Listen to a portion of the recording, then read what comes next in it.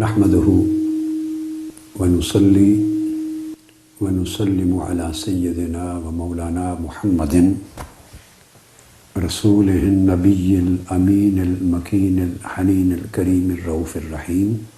أما بعد فأعوذ بالله من الشيطان الرجيم. بسم الله الرحمن الرحيم. حاضرین محترم، الحمدللہ تعالی میں اوپر گیلری میں بیٹھا ہوا صاحبزادہ حسن محی الدین قادری صاحب کا خطاب سن رہا تھا،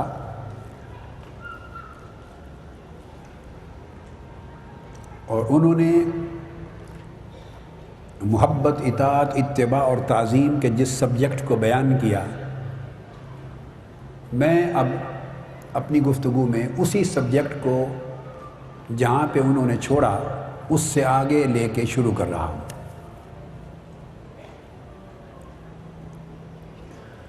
اور یہ ایک نیا انداز ہے آپ کے لیے حضور نبی اکرم صلی اللہ تعالیٰ علیہ وآلہ وسلم کی شخصیت مقدسہ کو اور آپ کی سیرت طیبہ کو سمجھنے کا، اور آج کی دنیا میں حضور علیہ الصلوۃ والسلام کی شخصیت کو پریزنٹ کرنے کا۔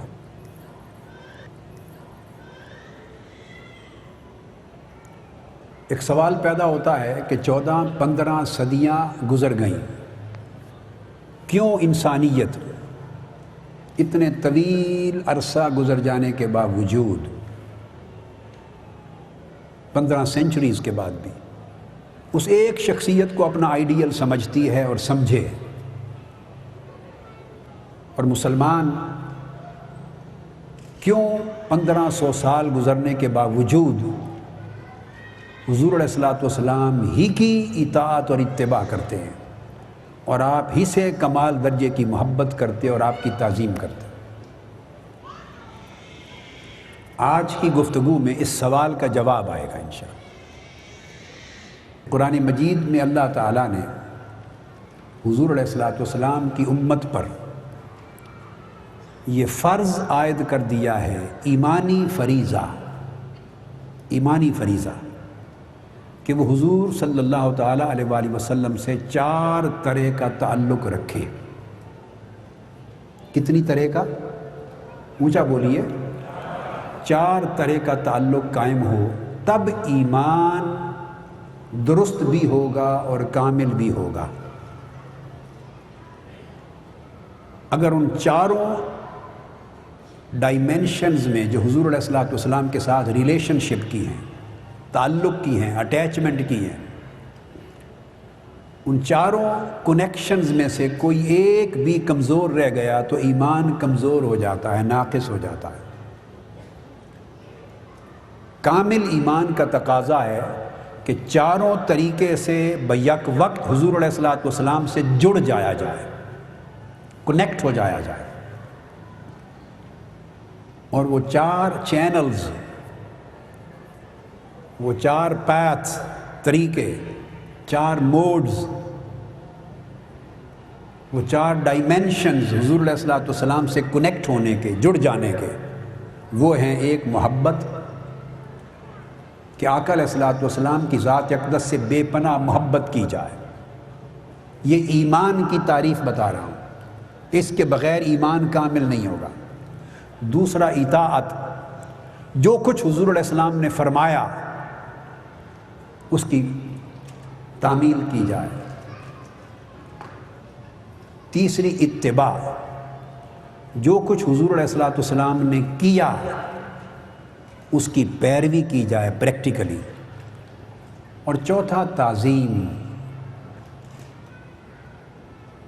آقا علیہ الصلوۃ والسلام کا کمال درجے میں ادب اور تعظیم و تکریم کی جائے کہ اللہ رب العزت کے بعد کائنات میں اتنا ادب اور اتنی تعظیم کسی اور کے لیے نہ ہو قیامت تک جتنی حضور علیہ الصلوۃ والسلام کے لیے۔ النبی اولیٰ بالمؤمنین من انفسہم، اس میں حکم دیا گیا ہے کہ مومن وہ ہیں جو رسول پاک صلی اللہ علیہ وسلم کو اپنی جانوں سے بھی بڑھ کر ان سے محبت کریں، جان سے بھی بڑھ کر محبت کریں۔ پھر فرمایا گیا من یطع الرسول فقد اطاع اللہ، اطاعت کے باب میں کہ جو رسول پاک صلی اللہ علیہ وآلہ وسلم کی اطاعت کر لے اس نے گویا صرف رسول کی اطاعت ہی نہیں کی بلکہ خود اللہ تعالیٰ کی اطاعت کر لی۔ تو حضور کی اطاعت کو عین اطاعت الہی بنا دیا۔ تیسری آیت قل ان کنتم تحبون اللہ فاتبعونی، اگر اللہ سے محبت کرنا چاہتے ہو تو اس کا صرف ایک ہی طریقہ ہے کہ حضور علیہ السلام کی اتباع کرو، آپ کو فالو کرو، آپ کے نقش قدم پہ چلو، آپ کے اسوہ اور سیرت میں پریکٹیکلی ڈھل جاؤ۔ اور چوتھی دو آیتیں میں نے پڑھی، تعزروہ وتوقروہ، اور ایک مقام پر فرمایا فالذین آمنوا بہ وعزروہ، اس میں فرمایا کہ محبوب صلی اللہ علیہ وآلہ وسلم سے بے پناہ ادب اور تعظیم کا رشتہ رکھو، حد سے بڑھ کر ادب کرو، حد سے بڑھ کر ادب کرو۔ یہ معنی ہے توقیر کا، تعزیر اور توقیر کا۔ تو قرآن مجید نے چاروں نوعیت کا جو تعلقات ہے اور تعلق ہے حضور علیہ السلام کی ذات سے، ان کو ایمفسائز کر دیا۔ اب میں تھوڑی دیر ایکسپلین کرتا ہوں کہ محبت ہو، اطاعت ہو، اتباع ہو اور تعظیم، ان کے تقاضے کیا ہوتے ہیں، کسی سے محبت کیوں کی جاتی ہے۔ Let us start from this point. کسی کی اطاعت کیوں کی جاتی ہے، کسی کی اتباع فالوئنگ کیوں کی جاتی ہے، اور کسی کی تعظیم کیوں کی جاتی ہے۔ ایک کویسچن وائی لگاتے ہیں، کویسچن مارک، کیوں؟ اب اس کے جواب کی طرف آتے ہیں۔ جواب سمپل ہے، کسی کے ساتھ اس وقت تک محبت کوئی نہیں کرتا اور نہ ہی کسی سے اس وقت تک محبت کی جا سکتی ہے جب تک وہ محبوب جس سے محبت کرنا چاہ رہا ہے آدمی وہ عظیم درجے کا پیکر حسن و جمال نہ ہو، کمال درجے حسین نہ ہو، جمیل نہ ہو۔ حسن اور جمال کے پیمانے ڈیفرنٹ ہو سکتے ہیں، from country to country, from subcontinent to subcontinent, امریکہ کے، افریقہ کے، ایشیا کے، پیمانے الگ الگ ہو سکتے ہیں، مگر جو بھی پیمانہ محبت کرنے والوں کا ذہن میں ہو اس پیمانے کے مطابق حسن کمال درجے کا ہو۔ جب تک کوئی حسین نہ ہو، جمیل نہ ہو، اس کا پیکر دل ربا دل کو موہ نہ لے، اس کی آنکھیں جمی کی جمی نہ رہ جائیں اس کے مکھڑے، اس کے چہرے پر، اس کی زلفوں پر، اس کی رنگت پر، اس کے سراپا حسن پر، اس کے اٹھنے بیٹھنے پر، چلنے پھرنے پر، اس کی آنکھوں پر، اس کے رخسار پر، اس کی پوری جسامت پر وہ تکتا ہی نہ جب تک رہ جائے اور نگاہ ہٹنے کا نام نہ لے، جب تک اس کے حسن میں، جمال میں اتنی جذب، اتنی کشش نہ ہو کہ وہ کھینچ لے اس کو، وہ محبت کرنے پر مجبور ہو جائے، اس وقت تک کوئی کسی سے ٹوٹ کر محبت نہیں کرتا۔ تو محبت کمال درجے کا حسن و جمال مانگتی ہے۔ اور پھر اس کے ساتھ اور ایسپیکٹ بھی ہیں۔ اگر محبوب جسمانی طور پہ ہنسی تو ہے مگر ہے بڑا بد مزاج اور بد اخلاق اور جھوٹا اور مکار اور ظالم اور فراڈولنٹ اور کرپٹ، اس طرح کا اس کا کریکٹر ہے کہ اس میں انٹیگریٹی نہیں ہے، اس میں نوبلٹی آف کریکٹر نہیں ہے، اس کا بیہیویئر اور کنڈکٹ اپریسیبل نہیں ہے، قابل تعریف نہیں ہے، اس میں مورل ویلیوز نہیں ہے، ہیومن ویلیوز نہیں ہے، زبان اچھی نہیں ہے، اگر اس قسم کی خرابیاں آ جائیں تو محبت کا رشتہ پھر ٹوٹ جاتا ہے۔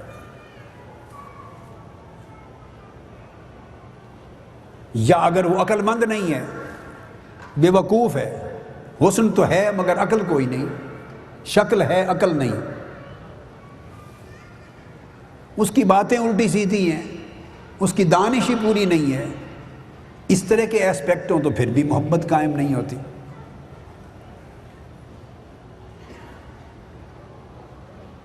تو محبت کے لیے یہ تقاضے ہیں کہ کوئی ایسا پیکر حسین، پیکر محسوس، پیکر حسن، پیکر جمال، پیکر کمال ہو کہ انسان کو وہ کھینچ لے، اس کے دل اور روح کو اور آنکھوں کو اپنی طرف کھینچ لے، تب محبت ہوتی۔ اب میں اسی طرح بریفلی تینوں چیزیں باقی بھی سمجھاتا ہوں۔ اطاعت، جس کو ہم اوبیڈینس کہتے ہیں، وہ کیوں کی جاتی ہے؟ کسی کی اطاعت کرنے کا مطلب یہ ہے اس کے ہر حکم کو ماننا، دیٹس اٹ، اس کے احکام کو ماننا، اس کی تعلیمات کو، ٹیچنگز کو ماننا، اس کے ارشادات کو ماننا، سر تسلیم خم کر لینا، اس کی ہدایات کو، انسٹرکشنز کو ماننا، اس کے انجنکشنز کو ماننا، اس کے کمانڈمنٹس کو ماننا دل و جان سے۔ اب یہ اس وقت تک آپ نہیں مان سکتے دل و جان سے، ایک ہے صرف اوپر اوپر سے مانگنا، وہ آپ دفتروں میں اپنے افسر کی بات بھی مانتے ہیں مگر اس سے محبت نہیں کر رہے ہوتے۔ وہ آپ کا جاب ہے، آپ کی اسائنمنٹ ہے، you have to obey the orders and commandments of your superordinates, your officers. مگر ایک ہے ماننا، ایک ہے دل و جان سے ماننا۔ آپ کسی کے احکام کو، حکم کو، تعلیم کو دل و جان سے اس وقت تک نہیں مان سکتے، from core of your heart you can't obey anybody, from core depth of your heart, in reality, in letter and spirit, اس وقت تک you can't obey anybody جب تک آپ کو یہ یقین نہ ہو، کانفیڈنس نہ ہو، کلیئرٹی نہ ہو کہ whatever he is seeing this is the best and this is the most perfect. اس کے کہنے میں برتری ہے، اس کے کہنے میں افادیت ہے، بینیفٹ ہے، اس کے کہنے میں درستگی اور صحت ہے، ایبسلیوٹلی کریکٹ ہے، اس کا کہنا ساؤنڈ ہے، اٹ از کریکٹ ہے، فالٹ لیس ہے، and it is necessary required, ضروری ہے۔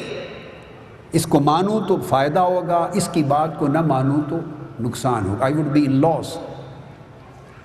تو اس کو تسلیم کرے، اس کی سپیریورٹی کو، اور یہ تب تسلیم کر سکتا ہے کسی شخص کی 1500 سال گزر گئے ہیں نا، آج بھی آپ اگر ایک ہستی جو غار ہرا سے نکل کر مکہ کی وادی میں آئی تھی، اس بدوؤں کے معاشرے میں، امیین میں، اور مدینہ کو اس نے مرکز بنایا تھا اور وہاں سے تعلیمات کا ایک سورج طلوع ہوا تھا، 1500 years have passed۔ تو آج بھی اگر آپ ان کی اطاعت اور اوبیڈینس کریں گے تو اس یقین اور ایمان اور اعتماد کے ساتھ کریں گے کہ جو بات انہوں نے فرمائی تھی وہ آج بھی اسی طرح حق ہے جس طرح عہد ابو بکر و عمر میں حق تھی۔ آپ بات کو سمجھ رہے ہیں؟ آج بھی وہ اسی طرح درست ہے، بینیفیشل ہے for mankind and for me personally, جیسے it was beneficial for Abu Bakr, Umar, Usman and علی۔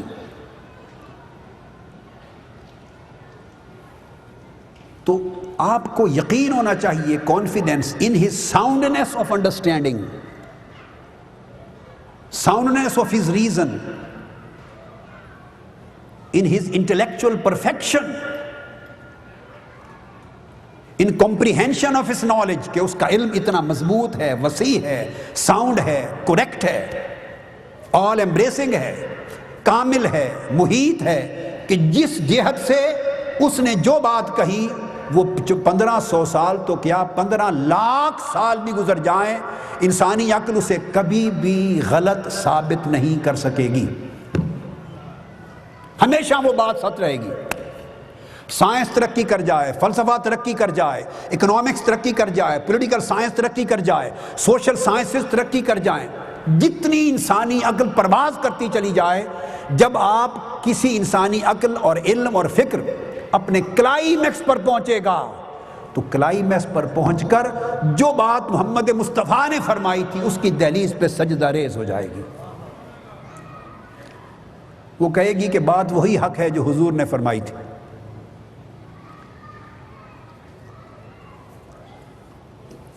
یہ یقین ہو کہ جو انالیسز کر رہے ہیں یہ، اور پھر وہ جو بات فرما رہے ہیں وہ صرف نماز روزے کی نہیں فرما رہے، اخلاق کی بھی فرما رہے ہیں، عادات کی بھی فرما رہے ہیں، معاشیات کی بھی فرما رہے ہیں، پولیٹکس سے ریلیٹڈ بھی ہے، اکنامک لائف سے ریلیٹڈ بھی ہے، کلچرل لائف سے ریلیٹڈ ہے، آپ کے ایکڈیمکس کے ساتھ ریلیٹڈ ہے، فلسافیکل لائف کے ساتھ it is related to every single aspect of human life.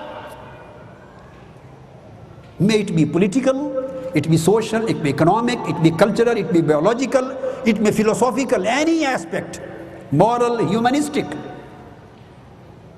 جس فیلڈ میں بھی بات کہی وہ حق ہے، معیار درست ہے. اور اگر بعد میں آنے والے فلسفے اور فلاسفرز، کانٹ ہو یا ہیگل ہو یا کوئی فلاسفر، وہ اگر ان سے مختلف بات کر دے تو حضور علیہ السلام کی کئی ہوئی بات میں اتنی ساؤنڈنس، اتنی ریزن، اتنی دلیل، اتنی ایویڈنس مضبوط ہونی چاہیے کہ وہ اگر کوئی فلسفہ اس سے ٹکرائے تو فلسفہ رد کر دیا جائے، حضور کا فلسفہ قبول کر لیا جائے.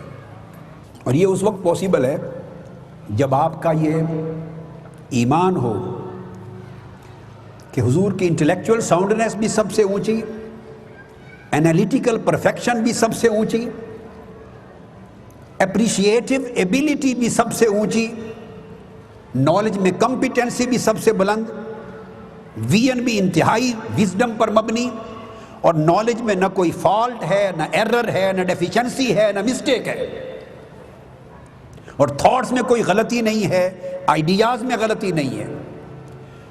جب آپ کا اتنا پختہ اعتقاد ہوتا ہے کسی شخصیت کے بارے میں تو تب آپ اس کی اطاعت کرتے ہیں آنکھیں بند کر کے with blind faith. Only then you can obey him with blind faith. And you can keep on continuing from centuries to centuries, from generations to generations, and from in the times to come. پھر آپ ہمیشہ اعتماد رکھتے ہیں.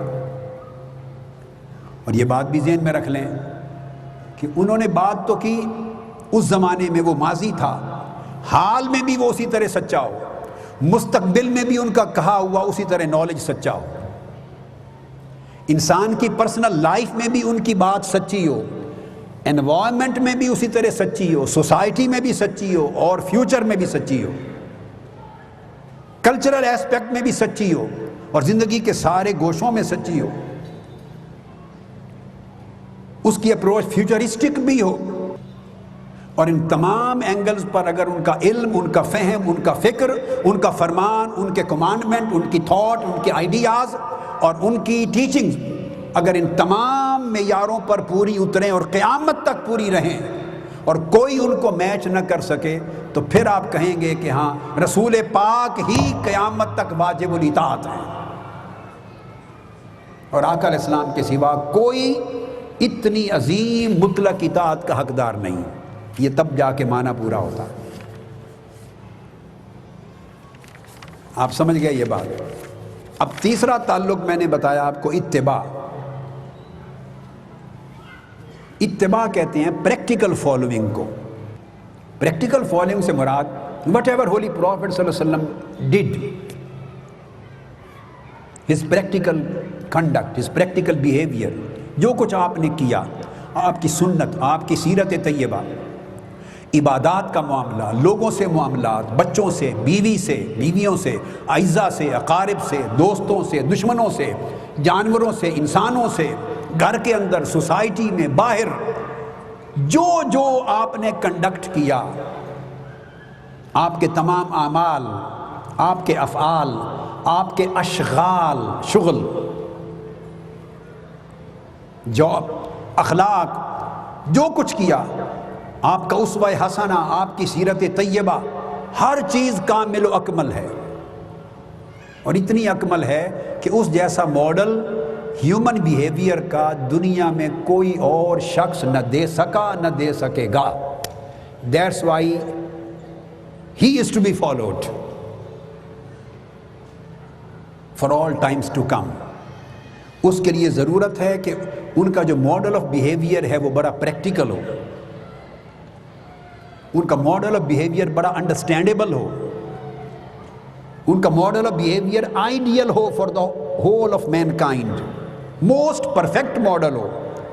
ان کے morals سب سے اچھے ہوں، اخلاقی اقدار، ان کی ہیبٹس، ان کی عادات سب سے اچھی ہوں، ان کے ایٹیکیٹس، آداب وہ سب سے اچھے ہوں، نارمز سب سے اچھی ہوں، جو قدریں وہ پریچ کر رہے ہیں، تعلیم دے رہے ہیں، وہ سب سے اچھی ہوں.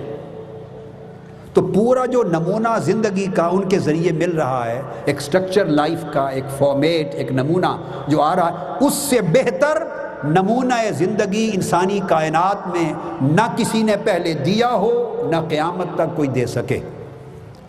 اگر یہ چیز اسٹیبلش ہو جائے تو پھر انسان اتباع کرتا ہے، یعنی پریکٹیکلی فالو کرتا ہے. اور چوتھا ایسپیکٹ عظمت کا ہے. تو تعظیم تب ہوتی ہے اگر یہ یقین ہو کہ یہ سب سے عظیم ہے، انہیں عظمت حاصل ہے، ہائیلی اسٹیمڈ اسٹیشن ہے ان کے پاس، روحانی مقام و مرتبہ سب سے اونچا ہے. ان کے فضائل، ان کے کرامات، ان کے معجزات، ان کے درجات سب سے بلند ہیں. ان کے روحانی تصرفات، ان کی برکات، ان کی فیوضات سب سے بلند ہیں، اور کوئی انہیں کمپیٹ نہیں کر سکتا، دنیا میں بھی، برزخ میں بھی، قیامت میں بھی، اور اس کے بعد. ان کا مقام میریکولس سٹیٹس ہے، ان کا اسپیریچول ورچوز سب سے اوپر ہیں. ان کا کوئی ہمسر برابر نہیں. اگر کسی کی عظمت کا اتنا تصور ذہن اور دل میں بیٹھ جائے تو پھر آدمی کا سر تعظیم سے جھک جاتا ہے، پھر آدمی اس کے لیے ادب کرتا ہے، اہتمام کرتا ہے، تعظیم کرتا ہے. یہ 4 چیزیں میں نے آپ کو ایکسپلین کی کہ محبت کیوں کی جاتی ہے، اطاعت کیوں کی جاتی ہے، اور اتباع کیوں کی جاتی ہے، اور تعظیم کیوں کی جاتی ہے. اب اگلی بات مختصراً بتا دوں. جب یہ پیمانہ مقرر ہو گیا تو اب دیکھنا یہ ہے کہ جس کی ہم محبت جس سے کر رہے ہیں، جس رسول کی اطاعت کر رہے ہیں، جس رسول کی اتباع کر رہے ہیں، اور جس رسول کی تعظیم کر رہے ہیں، ان کا پیریڈ کتنا ہے یہ سب کچھ کرنے کا. حدیث پاک میں آقا علیہ السلام نے فرمایا، اور قرآن مجید میں، اور آقا علیہ السلام نے بھی فرمایا حدیث پاک میں کہ پہلے انبیاء جو دنیا میں آتے تھے وہ ایک قوم کے لیے مبعوث ہوتے تھے. اگر وہ اپنے نبی سے محبت کرتے، اطاعت کرتے، اتباع کرتے، تو ان کا ایک زمانہ تھا، ایک قوم تھی، اور ایک وقت میں کئی نبی بھی ہوتے تھے. ہر ایک کے لیے، ہر قوم کے لیے اس کا نبی آئیڈیل ہوتا، ہر ایک کے لیے اسی قوم کا نبی اور رسول آئیڈیل ہوتا. زمانہ گزر جاتا، نیا نبی آ جاتا. تو زمان اور مکان کی لیمیٹیشنز ہوتی تھی. جب آقا علیہ السلام کی بعثت ہوئی تو زمان و مکان کی لیمیٹیشنز ریموو کر دی گئی. کسی ایک قوم کے لیے آقا علیہ السلام نہیں آئے. پورے قرآن میں الحمد سے والناس تک کسی جگہ نہیں فرمایا گیا کہ یا رسول اللہ آپ کو ہم نے اہل مکہ کے لیے مبعوث کیا، یہ اہل مدینہ کے لیے، یہ اہل حجاز کے لیے، یہ عرب کے لیے. Absolutely no. حضور علیہ السلام کے لیے فرمایا قل یا ایھا الناس انی رسول اللہ الیکم جمیعا. آپ فرما دیجئے اے بنی آدم، the whole world of humanity، میں تم سب کی طرف اللہ کا رسول بن کے آیا ہوں. آقا علیہ السلام نے فرمایا وما ارسلناک الا کافۃ للناس بشیرا ونذیرا. اللہ رب العزت نے کہا آقا علیہ السلام کے لیے ہم نے آپ کو کل کائنات انسانی کے لیے بشیر و نذیر بنا کے بھیجا. سو جب تک انسانیت ہے آتی رہے گی، آقا علیہ السلام ہی سب کے رسول رہیں گے. اور جب تک انسانیت ہے تب تک حضور رسول ہوں گے، اور جب تک رسول ہوں گے حضور آئیڈیل ہوں گے. حضور ہی کی اطاعت ہوگی، حضور ہی کی اتباع ہوگی، حضور سے محبت ہوگی، حضور کی تعظیم ہوگی. اور پھر آقا علیہ السلام کے لیے یہ فرمایا گیا قرآن مجید میں لِيَكُونَ لِلْعَالَمِينَ نَذِيرًا، صرف انسانیت کے لیے ہی نہیں، آپ تمام یونیورسز کے لیے، انسانوں کے لیے، جنات کے لیے، سب مخلوقات کے لیے اللہ کا پیغام سنانے والے بن کے آئے ہیں۔ اور فرمایا وَمَا أَرْسَلْنَاكَ إِلَّا رَحْمَةً لِلْعَالَمِينَ، ساری کائناتوں کے لیے ہم نے آپ کو سراپا رحمت، مرسی بنا کے بھیجا ہے، کمپیشن بنا کے بھیجا۔ جس طرح اللہ تعالیٰ نے اپنے لیے فرمایا الحمدللہ رب العالمین، ساری کائناتوں کا رب ہے، حضور علیہ السلام کے لیے فرمایا ساری کائناتوں کی رحمت ہیں۔ آقا علیہ السلام نے فرمایا کان کل نبی یبعث الی قومہ خاصہ وبعثت الی کل ابیض واسود، پہلے ہر نبی اور ہر رسول ایک خاص قوم کی طرف آتے تھے، مگر میں ہر سرخ و سفید کی طرف اللہ کا رسول بن کے آیا ہوں۔ اور صحیح مسلم میں آقا علیہ السلام نے فرمایا وَأُرْسِلْتُ إِلَى الْخَلْقِ كَافَّةً وَخُتِمَ بِيَ النَّبِيُّونَ، میں اللہ کی ساری مخلوق کا رسول بن کے آیا ہوں، اور میری آمد پر نبوت اور رسالت کا دروازہ ہمیشہ کے لیے بند ہو گیا۔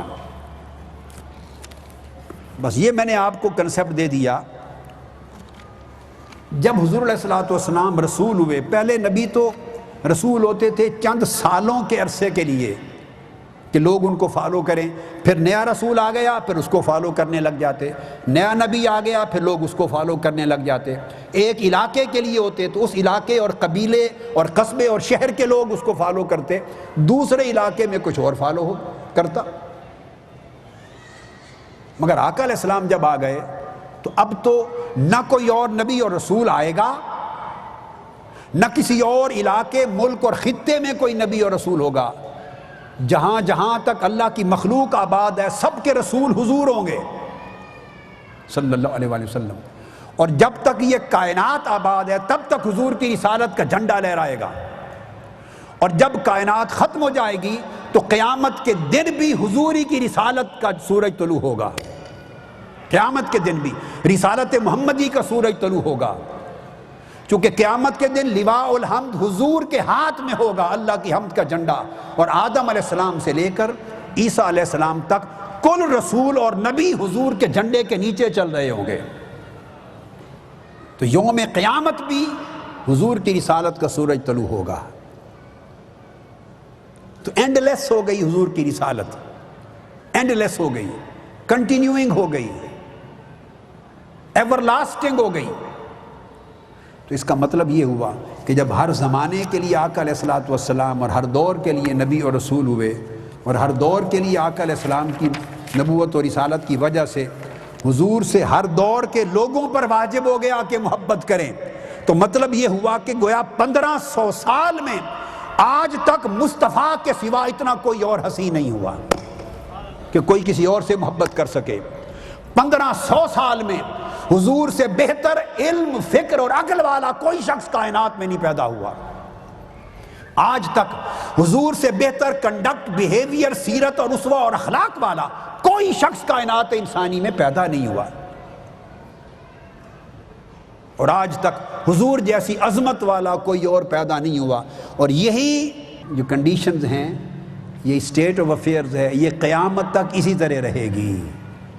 جب یہ بات آپ سمجھ گئے، اب آئیے ان چاروں کا جائزہ لیتے ہیں دلائل کے ساتھ۔ آج آپ کو نقشہ دکھاتے ہیں، چشم تصور میں اپنے آپ کو مدینہ کی گلیوں میں لے جائیے، تھوڑی دیر چلے جائیے 1400 سال 1500 سال پیچھے چشم تصور میں، اور تصور کریں کہ اس قدیم 15 صدیاں قبل آپ مدینے کی گلیوں میں گھوم رہے ہیں۔ اب دیکھتے ہیں کہ آقا علیہ السلام جس کا حسن بیان کیا تاکہ آپ سے محبت ہو، تو حسن کیسا تھا؟ کچھ تذکرہ آقا علیہ السلام کے حسن کا کرتے ہیں۔ حضرت براء بن عازب رضی اللہ تعالیٰ عنہ روایت کرتے ہیں کان رسول اللہ صلی اللہ علیہ وسلم احسن الناس وجہن و احسنہم خلقا، فرماتے ہیں کہ متفق علیہ بخاری مسلم میں کہ آقا علیہ السلام کل کائنات انسانی میں سب سے بہتر حسین تھے، اور سب سے بڑھ کر آپ کا پورا جسم کا جو سراپا ہے وہ حسین و جمیل تھا۔ بیلنسڈ باڈی تھی آپ کی، فزیکل کنسٹرکشن، جسمانی ساخت، فزیک، اس سے بہتر بیلنس کسی کے جسم میں نہ تھا، اور اتنا خوبصورت چہرہ کسی کا نہ تھا۔ فزیکل کمپوزیشن، باڈی سٹرکچر، حسن ہر چیز پر حاوی ہوتا ہے۔ اور پھر ارشاد فرماتے ہیں حضرت برا کہ میں نے آقا علیہ السلام کو دیکھا، اور بہت سے صحابہ کہتے ہیں کہ آقا علیہ السلام سرخ دھاری دار جبہ، لباس زیب تن کر کے بیٹھے تھے، دھاری دار، اور مانگ بالوں میں خود بخود نکلی ہوئی تھی، کومب کیے بغیر، کنگھے کے بغیر مانگ تھی بالوں میں، اور خدا کی قسم اتنے حسین و جمیل تھے کہ ایسا پیکر حسن کبھی انسان نے نہ پہلے دیکھا تھا نہ کبھی بعد میں دیکھا۔ حضرت جابر بن سامورہ روایت کرتے ہیں رضی اللہ تعالی عنہ، اور یہ بھی دارمی، نسائی، حاکم میں ہے، فرماتے ہیں کہ 14ویں رات کا چاند چمک رہا تھا، اور آقا علیہ السلام سرخ دھاری دار جبہ پہن کے بیٹھے تھے۔ میں نے دیکھا، جابر بن سامورہ فرما رہے ہیں، اور میں تکتا ہی رہ گیا، کبھی چاند کو دیکھتا تھا، کبھی چہرہ مصطفیٰ کو دیکھتا تھا، اور میں موازنہ کرنا چاہتا تھا۔ کہتے ہیں مجھے رب ذوالجلال کی عزت کی قسم 14ویں رات کے چاند کا حسن چہرہ مصطفیٰ کے سامنے کچھ نہ تھا۔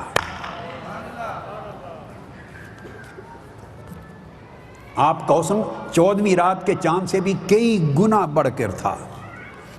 حضرت علی شیر خدا کرم اللہ وجہ الکریم وہ بیان کرتے ہیں، ان سے پوچھتے ہیں مولا علی شیر خدا کرم اللہ وجہ الکریم کہ حضور علیہ السلام کا حسن اور حلیہ کیسا تھا۔ اب ان کے کلمات بیان کر رہا ہوں۔ فرماتے ہیں سیدنا علی شیر خدا کہ آپ کا قد نہ بہت زیادہ اونچا تھا، دراز تھا، نہ پست تھا، درمیانہ قد تھا مگر مائل بطول تھا۔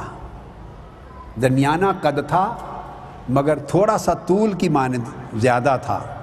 بال مبارک نہ بہت کنڈل والے تھے، تھوڑے تھوڑے گھنگریالے تھے، کنڈل والے تھے، بالکل سیدھے بھی نہ تھے، قدر خمیدہ تھے، کنڈل والی زلفیں تھیں۔ جسم اقدس نہ بھاری تھا نہ بہت ہی دبلا پتلا، چہرہ مبارک نہ بہت لمبا تھا نہ بالکل گول، گولائی مائل تھا۔ رنگ آقا علیہ السلام کا سفید تھا جس میں گلاب کی سرخی ملا دی گئی ہو، رنگ ایسا تھا جیسے چاندی میں سونا ملا دیا گیا ہو۔ چشمان مقدس بڑی تھی، سیاہ تھی، پلکیں دراز تھیں، جوڑوں کی ہڈیاں جسم کی مضبوط تھیں، کندھے آقا کے چوڑے تھے، پرگوشت تھے، ہڈیاں نظر نہیں آتی تھیں، بدن مبارک پر بال نہ تھے، سینہ اقدس سے ناف تک ہلکی لکیر تھی، اور پورا جسم خوبصورت تھا، اور ایسے لگتا تھا جیسے کسی نے مورتی کو چاندی سے ڈال دیا ہے۔ اور جو حضور علیہ السلام کو دیکھ لیتا وہ یہ بے ساختہ پکار اٹھتا کہ خدا کی قسم ایسا حسین نہ کبھی پہلے کائنات میں تھا نہ کہ بعد میں ہوگا۔ اسی طرح حضرت ابو عبیدہ بن محمد بن عمار بن یاسر فرماتے ہیں، اس روایت سے کہ فرماتے ہیں کہ اگر تم حضور علیہ السلام کو دیکھ لیتے تو ایسے لگتا تھا کہ آپ کے چہرہ انور میں سورج طلوع ہو گیا ہے، اتنا روشن چہرہ تھا۔ حضرت عائشہ صدیقہ رضی اللہ تعالیٰ عنہ روایت کرتی ہیں، آپ فرماتی ہیں کہ آپ کا چہرہ 14ویں رات کے چاند کی طرح چمکتا تھا، اور جب پسینہ آتا تھا تو پسینے کے قطرے یوں لگتے تھے جیسے سفید چمکتے ہوئے موتی گر رہے ہیں، اور جب خوشی کی حالت ہوتی تو چہرہ اقدس سے نور کی شعاعیں نکلتی کہ چاند بھی ماند پڑ جاتا، نور کی شعاعیں نکلتی تھی، چاند بھی ماند گویا پڑ جاتا تھا۔ حضرت ابو ہریرہ رضی اللہ تعالیٰ عنہ بیان کرتے ہیں ترمذی میں کہ جسم اقدس ایسا تھا رنگت کے لحاظ سے لگتا تھا کہ پورا جسم چاندی میں ڈھالا گیا ہے۔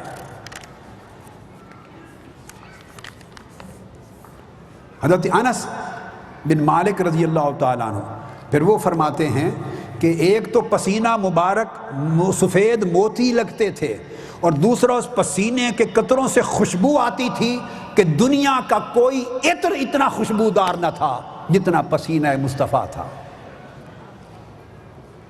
حضرت انس کہتے ہیں میری والدہ ام سلیم آقا علیہ السلام کے پسینے کو شیشی میں جمع کر رہی تھی، اور جس کسی کو حضور کا پسینہ مل جاتا وہ جمع کرتا، بیٹیوں کی شادیوں پر اسے عطر بنا کے دیکھتے، اور جس کسی دلہن کو حضور کے پسینے کا عطر مل گیا اس کی نسلوں میں خوشبو چلتی رہی۔ اور صحابہ کہتے ہیں کہ ہم حضور کی تلاش میں نکلتے، خدا کی قسم حضور نے عطر نہیں لگایا ہوتا تھا، مگر جن راستوں سے گزر جاتے ہوائیں خوشبو مصطفیٰ سے مہک جاتی، اور خوشبو دیکھ کر ہم پہچان لیتے کہ مصطفیٰ ادھر سے گزر کے گئے ہوں گے، خوشبو سے جان لیتے تھے۔ حضرت عائشہ صدیقہ رضی اللہ تعالیٰ عنہ پھر فرماتی ہیں کہ پسینے کے قطرے جب حضور کے چہرے پر بہتے تو خدا کی قسم یوں لگتا کہ پسینے کے قطروں سے نور پیدا ہو رہا ہے، نور پیدا ہو رہا ہے۔ ایک روز آقا علیہ السلام تشریف لائے، آپ کے چہرے پر پسینے کے قطرے گر رہے تھے۔ حضرت عائشہ صدیقہ رضی اللہ تعالیٰ عنہ سوت کاٹ رہی تھی سوت، اور آپ کے نالین جوڑے سی رہی تھی۔ جب آپ کے قطرے پسینے کے چہرے اقدس پہ دیکھے مبہوت ہو گئیں، تکتی رہ گئیں، انہیں ہوش نہ رہا کہ میں کہاں بیٹھی ہوں، سوئی گر گئی۔ آقا علیہ السلام نے پوچھا عائشہ تمہیں مبہوت دیکھتا ہوں، کیا وجہ ہے؟ وہ عائشہ کہنے لگی کہ آقا خدا کی قسم میں تو مبہوت ہوئی، مگر وہ شاعر ابو کبیر الحزلی اگر آج ہوتا جس نے کسی ہنسی کے حسن کا ذکر کیا تھا اور کسی پیکر حسن کے چہرے کے پسینے کے موتیوں کا ذکر کیا تھا، تو وہ کہتا کہ خدا کی قسم میرے تو تصور میں وہ حسن نہ تھا جو مصطفیٰ کے پیکر حسن میں دکھائی دیتا ہے۔ آقا علیہ السلام خوش ہوئے حضرت عائشہ صدیقہ کا یہ کمنٹ سن کر، خوش ہوئے اور فرمانے لگے عائشہ جتنا میں تم سے آج خوش ہوا ہوں اتنا تو کبھی مجھ سے خوش نہیں ہوئی۔ سبحان اللہ۔ آپ کا دیکھیے کتنا لبرل ویو ہے اور کتنی شفقت ہے آقا علیہ السلام کی۔ اور پھر جابر بن سمرہ فرماتے ہیں کہ جب حضور کی آنکھوں کو دیکھتے تو سرما نہیں لگایا ہوتا تھا، بغیر سرمے کے آنکھیں سرمئی ہوتی تھیں، لگتا تھا جیسے سرما لگا کے نکلے ہیں آقا علیہ السلام آنکھوں میں۔ اور دانتوں کو دیکھتے تو حضرت عبداللہ ابن عباس فرماتے ہیں یوں لگتا کہ اس میں سے جیسے بجلی اور روشنی کی کرنیں پھوٹ رہی ہیں یا سفید اولے نظر آ رہے ہیں روشن۔ حضور کے دانت مبارک اتنے روشن تھے، اور جب مسکراتے تو دانتوں سے نور نکلتا اور کمرے کا اندھیرا بھی چھڑ جاتا تھا، اور اس میں گری ہوئی سوئی بھی حضور کے نور سے تلاش کر لیتے تھے۔ یہ آقا علیہ الصلوۃ والسلام کے حسن کا عالم تھا۔ اور یہاں ایک بات بڑی امپورٹنٹ کہنا چاہتا ہوں، وہ یہ کہ یہ جتنا حسن کا تذکرہ میں نے کیا، بڑی یاد رکھ لیجئے بات، بڑی امپورٹنٹ، یہ پڑھیے، میری کتاب ہے اس وقت جو ریفرنس کے لیے میرے سامنے ہے، میری اپنی سیرت الرسول، اس کا والیوم 10 ہے، میری اپنی سیرت الرسول کا والیوم 10 ہے، اور جس کو میں نے ابھی پہلے کوٹ کیا یہ میری حدیث کی کتابوں میں سے کتاب ہے، الجواہر النقیہ فی الشمائل النبویہ۔ یہ پوری کتاب حدیث کی آقا علیہ السلام کے حسن و جمال پر ہے، حدیث کی کتاب میں۔ اب جو خاص بات میں آپ کو سمجھانا چاہتا ہوں وہ یہ کہ حضور علیہ الصلوۃ والسلام کا یہ حسن و جمال یہ بھی معجزہ تھا، اور ائمہ اور محدثین کہتے ہیں، امام قسطلانی کہتے ہیں المواہب اللدنیہ میں، یاد رکھ لیں، وہ کہتے ہیں ان من تمام الایمان بہ صلی اللہ علیہ وسلم الایمان بان اللہ تعالی جعل خلق بدنہ الشریف علی وجہ لم یظہر قبلہ ولا بعدہ خلق آدمی مثلہ۔ وہ کہتے ہیں کہ یہ ایمان کا حصہ ہے، ایمان ہے کہ انسان یہ ایمان رکھے کہ آپ کے جسم اطہر کی ساخت اور حسن و جمال جسمانی ایسا تھا کہ کائنات انسانی کی تاریخ میں ایسا حسین و جمیل نہ کبھی پہلے پیدا ہوا نہ بعد میں پیدا ہوگا۔ جب تک حضور کے ایسے حسن پر ایمان نہ رکھا جائے اس وقت تک وہ شخص مومن نہیں ہوتا۔ یہی بات جو میں نے ریفرنس کے طور پہ آپ کو کہی، یہی اصول ملا علی قاری نے بیان کیا جمع الوسائل نے، یہی امام ابراہیم البیجوری نے بیان کیا المواہب اللدنیہ میں، یہی اصول امام جلال الدین سیوطی نے بیان کیا الجامع الصغیر میں، یہی قاعدہ ایمان کا امام عبد الرؤوف المناوی نے بیان کیا شرح الشمائل میں، اور یہی حافظ ابن حجر مکی نے بیان کیا، حافظ ابن حجر مکی نے یہی قاعدہ بیان کیا ہر ایک نے، انہو یجب علیک ان تعتقد ان من تمام الایمان بہ علیہ الصلاۃ والسلام الایمان بان اللہ تعالی اوجد خلق بدنہ الشریف علی وجہ لم یظہر قبلہ ولا بعدہ فی آدمی مثلہ۔ ہر ایک امام نے، محدث نے، فقیہ نے، صدیوں کے اندر جتنے ائمہ ہوئے جن کو دنیا فالو کرتی ہے، وہ کہتے ہیں اس کے بغیر انسان کا ایمان ہی کامل نہیں جب تک وہ حضور علیہ السلام کے جسمانی حسن و جمال کو بھی ساری کائنات میں بے مثل و بے مثال نہ سمجھے۔ اور اب ایک چیز بڑی ایمان افروز، یہ جتنے حسن کا مختصر سا نقشہ میں نے بیان کیا، میں نے تو پوری کتاب حدیث میں حضور کے حسن و جمال پہ لکھی، میں نے حوالہ دے دیا۔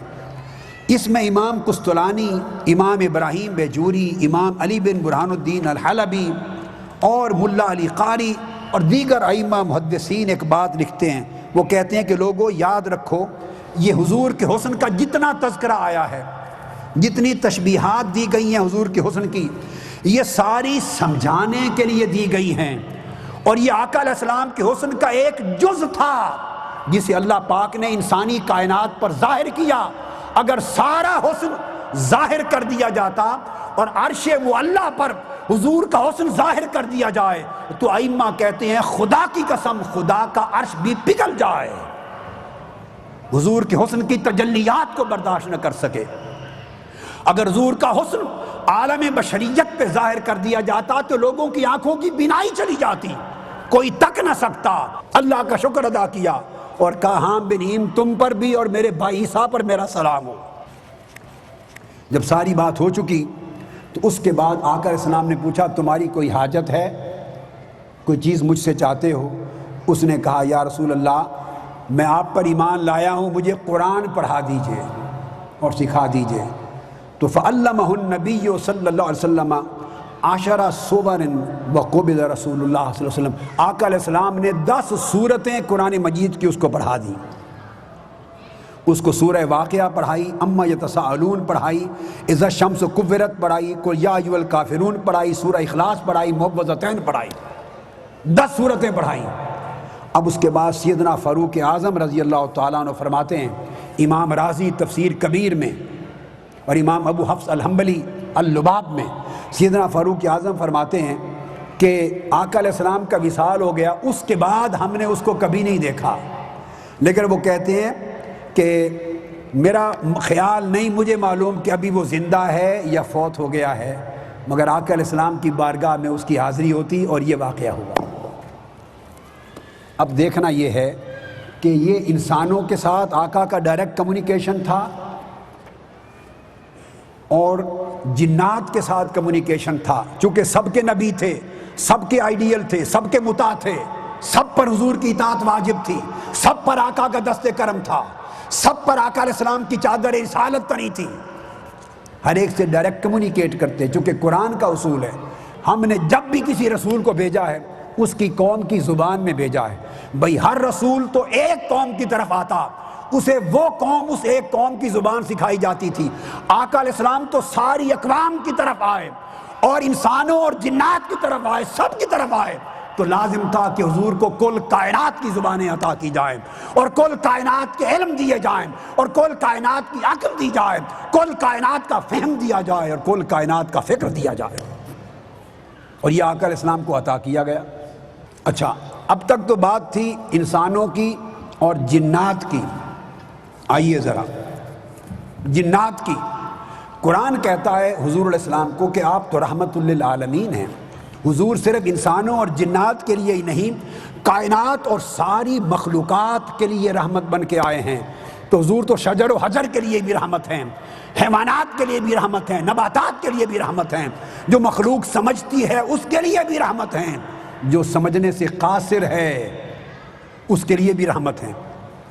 تو آقا علیہ السلام کی خدمت میں جانور آتے اپنی پریشانی لے کر، اور آقا علیہ السلام ان جانوروں کی بولی بھی سمجھتے، اور جو بات ان سے کہتے وہ جانور حضور کی بولی سمجھتے تھے، جانوروں سے بھی ڈائریکٹ کمیونیکیٹ کرتے تھے۔ آئیے امام ابو داؤد نے روایت کیا اور امام احمد بن حنبل نے حدیث صحیح عبداللہ بن جعفر رضی اللہ تعالیٰ عنہ روایت کرتے ہیں کہ آقا علیہ السلام ایک جگہ قیام فرما تھے، صحابہ کرام کا اجتماع تھا، ایک اونٹ آیا آپ کا کی بارگاہ میں، فیضا جمل فلما رأى النبی صلی اللہ علیہ وسلم حن وزرفت عیناہ، آقا علیہ السلام کی بارگاہ میں آیا اونٹ، جب اس نے حضور کو دیکھا تو اونٹ رو پڑا، اور اونٹ کی آنکھوں سے آنسو جاری ہو گئے، آنسو جاری ہو گئے، اور اس نے پھر حضور علیہ السلام سے گفتگو کی۔ آقا نے اس سے گفتگو کی کہ تمہیں کیا تکلیف ہے، اس نے بتایا، فرمایا اس اونٹ کا مالک کون ہے؟ انصاری کو بلایا، آقا نے فرمایا فَإِنَّهُ شَكَا إِلَيَّ أَنَّكَ تُجِيئُهُ وَتُدِعُهُ، اس اونٹ نے تیری شکایت کی ہے میری بارگاہ میں آ کر کہ تم اسے بھوکا رکھتے ہو اور اس کی طاقت سے زیادہ کام لیتے ہو۔ اب اونٹ کی شکایت آقا نے سمجھ لی اور اونٹ کی بات اس کو پہنچا دی تاجدار کائنات نے۔ ہے کوئی ایسا جو حیوانات سے بھی کمیونیکیٹ کر سکے؟ اور ایک حدیث میں آتا ہے کہ آقا علیہ السلام کی بارگاہ میں ایک اور موقع پر اونٹ آیا، اس نے اچانک جب حضور علیہ السلام کو دیکھا تو اتنا رویا بلبلایا کہ زمین اس کے آنسوؤں سے گیلی ہو گئی۔ آقا علیہ السلام نے اونٹ سے پوچھا تمہاری کیا پریشانی ہے، بولو مجھے بتاؤ۔ اس اونٹ نے کہا یا رسول اللہ میرا مالک مجھے بلا وجہ ذبح کرنا چاہتا ہے۔ آقا علیہ السلام نے اس کے مالک کو بلا کے کہا اس کو بلا وجہ ذبح نہ کرو اگر حاجت نہیں۔ اس نے کہا آقا میں ساری زندگی آپ کے صدقے اس کے ساتھ بھلائی کا سلوک کروں گا۔ اس کو امام احمد بن حنبل نے روایت کیا، اور راوی یعلا بن سیابہ صحابی ہیں رضی اللہ تعالیٰ عنہ۔ تو آپ نے دیکھا کہ اونٹوں سے ہم کلام ہوئے۔ حدیث پاک میں آتا ہے کہ آقا علیہ السلام کی بارگاہ میں ایک دفعہ صحرا میں جا رہے ہیں، انس بن مالک رضی اللہ تعالیٰ عنہ روایت کرتے ہیں آقا علیہ السلام ایک صحرا میں جا رہے ہیں، اور جب صحرا میں جائے، اور اس حدیث کو امام انس بن مالک نے اور حضرت ام سلمہ رضی اللہ تعالیٰ عنہ نے بھی روایت کیا، میں دونوں روایتوں کو اکٹھا کر رہا ہوں، امام طبرانی کی بھی اور امام ابو نعیم کی بھی، فرماتی ہیں کہ صحرا سے گزر رہے تھے، اچانک صحرا میں کوئی شخص نہ تھا، اونچی آواز آئی یا رسول اللہ، یا رسول اللہ کی آواز آئی۔ آقا علیہ السلام نے چاروں طرف گھوم کے دیکھا، کوئی شخص نہ کھڑا تھا جس نے پکارا ہو۔ آپ پھر خاموش ہو گئے، تھوڑی دیر کے بعد دوبارہ آواز آئی یا رسول اللہ۔ آقا علیہ السلام نے پھر غور سے دیکھا، کوئی شخص نظر نہیں آیا، تعجب فرمایا کہ یا رسول اللہ کون پکار رہا ہے صحرا میں؟ جب غور سے دیکھا تو قریب سے ایک لکڑی کے ساتھ ایک ہرنی بندھی ہوئی تھی، ہرنی، وہ آقا علیہ السلام کو یا رسول اللہ کہہ کے پکار رہی تھی۔ آقا علیہ السلام اس کے پاس چلے گا، اس نے عرض کیا یا رسول اللہ مجھے اس شخص نے باندھ رکھا ہے، میں آپ کے قدموں تک حاضر نہیں ہو سکتی، آپ میرے پاس آ جائیے۔ آقا علیہ السلام اس کے پاس چلے گئے، اب ہرنی سے کمیونیکیٹ ہو رہا ہے، گفتگو ہو رہی ہے، بات سن بھی رہے ہیں سمجھا بھی رہے ہیں۔ پوچھا ہرنی تمہاری کیا پریشانی ہے؟ اب ہرنی نے کہا، اس کی کیا زبان ہوگی، دیکھ لیجئے کون سی بولی ہوگی۔ عرض کیا یا رسول اللہ میں نے ریسنٹلی 2 بچے جنے ہیں، میرے 2 چھوٹے بچے ہیں، پیدا ہی کیے تھے، یہ مجھے پکڑ کے لے آیا شکار کر کے، اب میرے دونوں بچے بھوکے پڑے ہیں، یا رسول اللہ مجھے تھوڑی دیر کے لیے چھٹی لے دیں، لیو مل جائے، میں جا کے دونوں بچوں کو دودھ پلا لوں اور پلا کے واپس آ جاؤں گی۔ آقا علیہ السلام نے فرمایا اس بات کی کیا ضمانت ہے کہ واپس آ جاؤ گی؟ عرض کیا یا رسول اللہ آپ خود ضمانت ہیں، آپ سے وعدہ کر رہی ہوں۔ آقا علیہ السلام نے اس کے مالک کو بلایا، فرمایا اس ہرنی کو چھوڑ دو، یہ اپنے بچوں کو دودھ پلا کے واپس آ جائے گی۔ نیا شخص تھا کوئی صحرا کا بدو، پوچھا یا رسول اللہ اس کی ضمانت گارنٹی کیا ہے کہ واپس آئے گی؟ آقا نے فرمایا اس کے واپس آنے تک میں یہاں کھڑا ہوں۔ یہ شفقت تاجدار کائنات کے انسانوں پر، حیوانوں پر، یہ لطف، یہ کرم، یہ عنایت، یہ رحمت۔ فرمایا میں ضمانت ہوں، کھڑا ہوں۔ ہرنی گئی، بچوں کو دودھ پلا کے واپس آ گئی، آقا کے قدموں میں سر رکھ دیا، حضور علیہ السلام نے اس انصاری کو دے دیا۔ پھر آقا علیہ السلام نے فرمایا اے شخص تم اس ہرنی کو بیچتے ہو؟ عرض کیا یا رسول اللہ، اس کو اتنے میں سمجھ آ گئی کہ یہ ہستی کون تھی۔ آقا سارا مال ہی آپ کا ہے، بیچنا کیا، آپ لے جائیے۔ اس نے آقا کو ہرنی ہبہ کر دی، عطیہ کر دی۔ آقا نے ہرنی لے کر، حضور علیہ السلام نے ہرنی کو آزاد کر دیا، فرمایا جا اپنے بچوں کو دودھ پلا، تو آزاد ہے۔ اب حدیث کے لفظ ہیں کہ جب ہرنی کو چھوڑا، وہ صحرا میں چھلانگیں لگاتی جاتی تھی، اچھلتی تھی، ڈانس کرتی تھی، وج کرتی تھی۔ وَهِيَ تَقُولُ أَشْهَدُ أَن لَّا إِلَٰهَ إِلَّا اللَّهُ وَأَنَّكَ رَسُولُ اللَّهُ أَشْهَدُ أَنَّكَ رَسُولُ اللَّهُ أَشْهَدُ أَنَّكَ رَسُولُ اللَّهُ۔ وہ چھلانگیں لگاتی تھی، کہتی تھی میں گواہی دیتی ہوں مصطفیٰ آپ اللہ کے سچے رسول ہیں، اللہ کے سچے رسول ہیں، اللہ کے سچے رسول ہیں۔ یہ شان ہے آقا علیہ السلام کی کمیونیکیشن کی، یہ جانوروں کے ساتھ ہے، اور یہ جانوروں کے ساتھ حضور کا کلام ہے۔ اسی طرح حدیث میں آتا ہے، جس کو امام ابن سعد نے طبقات میں روایت کیا، مطلب بن عبداللہ بن حنطب روایت کرتے ہیں، حافظ ابن کثیر نے روایت کیا شمائل میں، امام ابو نعیم نے روایت کیا، امام دارمی نے کیا، امام بہقی نے کیا۔ مدینہ طیبہ میں نماز فجر ادا کی، مسجد نبوی میں آقا علیہ السلام نے، صحابہ کرام کے ساتھ بیٹھے ہیں، بھیڑیے آ گئے اور سارے بھیڑیے چپ کر کے بیٹھ گئے۔ ان کا لیڈر، بھیڑیوں میں سب سے بڑا بھیڑیا آگے آ گیا، اس نے آ کے آقا علیہ السلام سے گفتگو کی۔ آقا علیہ السلام نے اس سے گفتگو کی، اور گفتگو کر کے حضور صحابہ کرام سے فرمانے لگے کہ یہ درندوں کا، یعنی بھیڑیوں کا ریپرزنٹیٹیو آیا ہے، نمائندہ بن کے آیا ہے، اور اس نے یہ ریکویسٹ کی ہے کہ اپنے صحابہ سے کہیں یہ اپنے مال مویشی بکریاں وغیرہ چراتے ہیں، ہمارا حصہ مقرر کر دیں، تو ہم جو حصہ مقرر کریں گے آقا آپ کے صحابہ جان کر وہی لے جایا کریں گے بس، اور کھا لیا کریں گے۔ اگر حصہ مقرر نہیں کریں گے تو ہم میں سے ہر بھیڑیا مرضی سے کوئی نہ کوئی بکری دبوچ کے لے جائے گا، ان کا نقصان زیادہ ہوگا۔ آقا علیہ السلام نے فرمایا ان کا حصہ اللہ کے رزق کا مقرر کر دو، تاکہ تمہاری بھیڑ بکریوں کے ریوڑ پہ کبھی حملہ نہ کریں۔ آپ اندازہ کر لیں کہ آقا علیہ السلام کا کمیونیکیشن حضور علیہ السلام کا تمام مخلوقات کے ساتھ ہے، انسانوں کے ساتھ ہے، جنات کے ساتھ ہے، حیوانات کے ساتھ ہے، ملائکہ کے ساتھ ہے، حتیٰ کہ شجر و حجر کے ساتھ ہے۔ حضور تو درختوں سے بھی کلام کرتے تھے، درختوں سے کلام کرتے تھے۔ لوگ آتے اور پوچھتے کہ کیا گواہی، کون گواہی دیتا ہے آپ کی یا رسول اللہ کہ آپ اللہ کے سچے رسول ہیں؟ آپ نے درخت کو حکم دیتے کہ درخت آ جا میری رسالت کی گواہی دے۔ درخت زمین کا سینہ چیرتے ہوئے اوپر نیچے سجدہ کرتے مصطفیٰ کے قدموں میں آ کے گرتے، اور اشہد ان لا الہ الا اللہ و اشہد ان محمد رسول اللہ کہتے۔ اور پھر حضور فرماتے اب واپس چلے جا اے درخت، اور اپنی جگہ پہ جا کے گڑ لے، چلا جا، اور درخت پھر واپس چلا جاتا۔ تو درخت حضور کی بولی سمجھتا تھا، بلاتے تب بھی سمجھتا تھا، کلام بھی کرتے واپس جاتے تب بھی سمجھتا تھا۔ تو آقا علیہ السلام کا یہ جو پورا علم کا، لسان، زبانوں کا مہارت ہے، جب اتنی مہارت ہو علم میں، عقل میں، دانش میں، زبانوں میں، کمیونیکیشن میں، پوری کائنات کے خلق کے لیے، تو اندازہ کریں پھر اس سے بہتر قابل اطاعت شخصیت کائنات انسانی کی تاریخ میں کیا ہوگی۔ اب میں آپ کو 15 صدیاں ذرا آگے آج کے دور میں لے آتا ہوں۔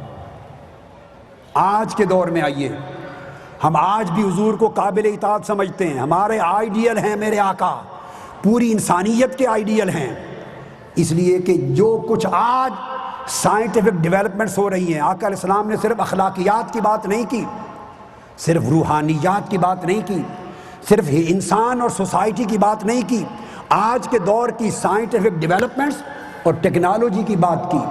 سو جو پیغمبر بے شک 1500 سال پہلے ہو مگر وہ قیامت تک کی سائنس اور ٹیکنالوجی کی ڈیولپمنٹ بھی بتائے, جس کا مطلب ہے ان کی نگاہ کائنات کے ہر زمانے پر تھی, کائنات کے ہر وقت پر تھی, ماضی پر بھی تھی اور حال پر بھی تھی. دو ایک حدیث سن لیجئے. آقا علیہ السلام کا علم وہی شخص پرفیکٹ ہوگا اور قابل اطاعت ہوگا جس کے علم کا دائرہ ماضی پر بھی ہو اور حال و مستقبل پر بھی ہو, اور اس کائنات کا کوئی ایک زمانہ اس کے علم سے, اس کی نگاہ سے, اس کے مشاہدہ سے, اس کے ادراک سے باہر نہ ہو. صحابہ کہتے ہیں, انس بن مالک, بخاری مسلم کی متفق علیہ حدیث ہے کہ آقا علیہ السلام ایک روز کھڑے ہوئے صحابہ کرام میں. حضرت حذیفہ فرما رہے ہیں, بخاری مسلم کی متفق علیہ, قام فینا رسول اللہ مقاما ما ترک شیئا یکون فی مقام ذلک الی قیام الساعہ الا حدث بہ حافظہ من حفظہ ونسیہ من نسیہ. فرمایا ایک روز سٹیج پر کھڑے ہوئے اور کائنات کی ابتدا سے لے کر beginning of universe, big bang, beginning of creation, big bang, beginning of universe سے لے کر قیامت تک ساری کائنات کی تاریخ کے واقعات اور احوال ہم کو بیان فرما دیے. جس کو جتنا یاد رہا یاد رہا, جو بھول گیا بھول گیا. یہ بخاری مسلم کی متفق علیہ حدیث ہے. آقا علیہ السلام کی وسعت علم کو دیکھیے, ساری تاریخ مصطفیٰ کی نگاہ میں ہے, گزری ہوئی قوموں کی تاریخ, کائنات کی بگننگ, ڈیولپمنٹ اور قیامت تک جو کچھ ہونا ہے سارا حضور علیہ السلام کے علم میں ہے. حضرت عمر رضی اللہ تعالیٰ عنہ فرماتے ہیں, فاروق اعظم, اور یہ بھی صحیح بخاری کی حدیث سے صحیح ہے, فرمایا قام فینا النبی صلی اللہ علیہ وسلم مقاما فاخبرنا عن بدء الخلق حتی داخل اہل الجنت منازلہم واہل النار منازلہم.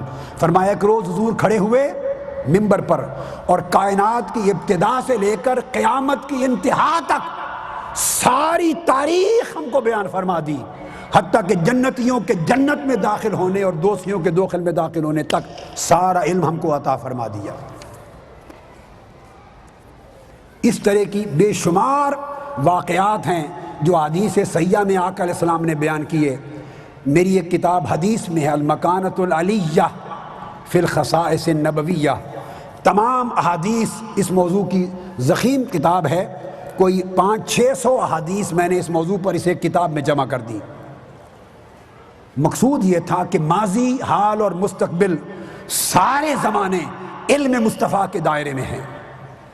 دن کی روشنی میں جو کچھ ہوتا وہ بھی مصطفیٰ کے علم میں تھا, رات کے اندھیرے میں جو کچھ ہوتا وہ بھی مصطفیٰ کے علم میں تھا. ایک روز حضور نے صحابہ سے فرمایا, سلونی اما شئتم, صحیح بخاری اور صحیح مسلم کی متفق علیہ حدیث ہے, آؤ مجھ سے پوچھ لو جو پوچھنا ہے. کچھ منافقوں نے تانے دیے, حضور کے علم پر باتیں کی, آقا جلال میں آ گئے, فرمایا سلونی اما شئتم, آج جو پوچھنا چاہتے ہو پوچھ لو, میرے علم کا امتحان لینا چاہتے ہو پوچھ لو جو پوچھنا ہے. پوچھتے رہے. صحابہ کرام گھبرا گئے, حتیٰ کہ ایک شخص اٹھا, اس کا نام حذیفہ تھا, فرمایا یا رسول اللہ این مدخلی, میں کہاں جاؤں گا؟ فرمایا مدخلک النار, تو دوزخ میں جائے گا. ایک اور شخص اٹھا, میرے باپ کا نام کیا ہے؟ فرمایا ابو کا سالم مولا شیبہ, تیرا باپ وہ نہیں جو تیری ماں کا شوہر ہے, تیرا باپ تیرے ماں باپ کا آزاد کردہ غلام ہے, تو اس سے ہے. گویا کل خفیات کا علم ہے, کل جلیات کا علم ہے, کل کلیات کا علم ہے, کل جزیات کا علم ہے. جب علم اور نظر اتنی وسیع ہو تبھی وہ رسول کائنات انسانی کو پوری رہنمائی کر سکتا ہے. یہ تو ماضی کی بات اور حال کی بات تھی. آئیے مستقبل میں, آج ٹیکنالوجی کا وہ دور جس میں آپ گاڑیوں پہ سفر کرتے ہیں, موٹر سائیکلز پہ, کار پر, ٹرین پر, ہوائی جہاز پر, طرح طرح کی گاڑیوں پر. کیا یہ تصور اس دور میں تھا؟ بولیے. 1500 سال قبل اس وقت سواری تھی اونٹ, اونٹ، گھوڑا اور گدھا، یہ سواریاں تھیں تین، اونٹ، گھوڑا اور گدھا، یہ سواری تھی۔ جس دور میں لوگ اونٹوں پر سواری کرتے ہوں، گھوڑے اور گدھے پر سواری کرتے ہوں، اس دور میں آقا علیہ السلام فرما رہے ہیں، سنیے صحابہ کرام کو، اور حدیث دے رہا ہوں، عبداللہ بن عمرو بن العاص روایت کرتے ہیں، امام حاکم نے مستدرک میں اس حدیث کو روایت کیا، امام حاکم نے مستدرک میں، اور امام احمد بن حنبل نے اپنی مسند میں روایت کیا۔ آقا علیہ السلام نے فرمایا، سیکون فی آخر ہذہ الامہ رجال یرکبون علی المیاسر، وفی روایت یقول سمعت رسول اللہ صلی اللہ علیہ وسلم سیکون فی آخر امتی رجال یرکبون علی السروج کاشباہ الرحال۔ اب دور جاہلیت تھا، اونٹوں، گھوڑوں اور گدھوں پر سواری کا زمانہ ہے۔ Can you imagine somebody speaking like about the motorcycles and cars and aeroplanes in front of those people؟ آقا علیہ السلام نے فرمایا، لوگو میری نبوت کے زمانے میں، یعنی میری امت کے زمانوں میں آخر میں ایک دور آئے گا جب یہ اونٹ، گھوڑے اور گدھے یہ سواریاں نہیں ہوں گی، اس کی جگہ بڑی بڑی سواریاں جن کی بڑی بڑی سیٹیں ہوں گی، اس پر لوگ بیٹھ بھی سکیں گے، سو بھی سکیں گے، ایسی سواریوں سے یہ چیزیں بدل دی جائیں گی۔ کجاوے نہیں ہوں گے جو اونٹوں پہ رکھے جاتے ہیں، کجاووں کی مثل نئی سواریاں آ جائیں گی۔ اور اب ایک خاص لفظ لکھیے، لفظ استعمال کی، یرکبون علی المیاسر، عربی میں لفظ ہے وسر اور وسر، اس کی جمع دو آتے ہیں، سواری کو کہتے ہیں، اور اس کی جمع المیاسر بھی آتی ہے، المواسر بھی آتی ہے، مواسر اور میاسر۔ اور المواسر آج انگلش کا لفظ جو موٹر ہے، موٹر، اس کا جمع عربی میں ہے المواتر، موٹر عربی میں اس کی جمع ہے المواتر۔ اور 1400 سال قبل آقا فرما رہے ہیں، یرکبون علی المیاسر،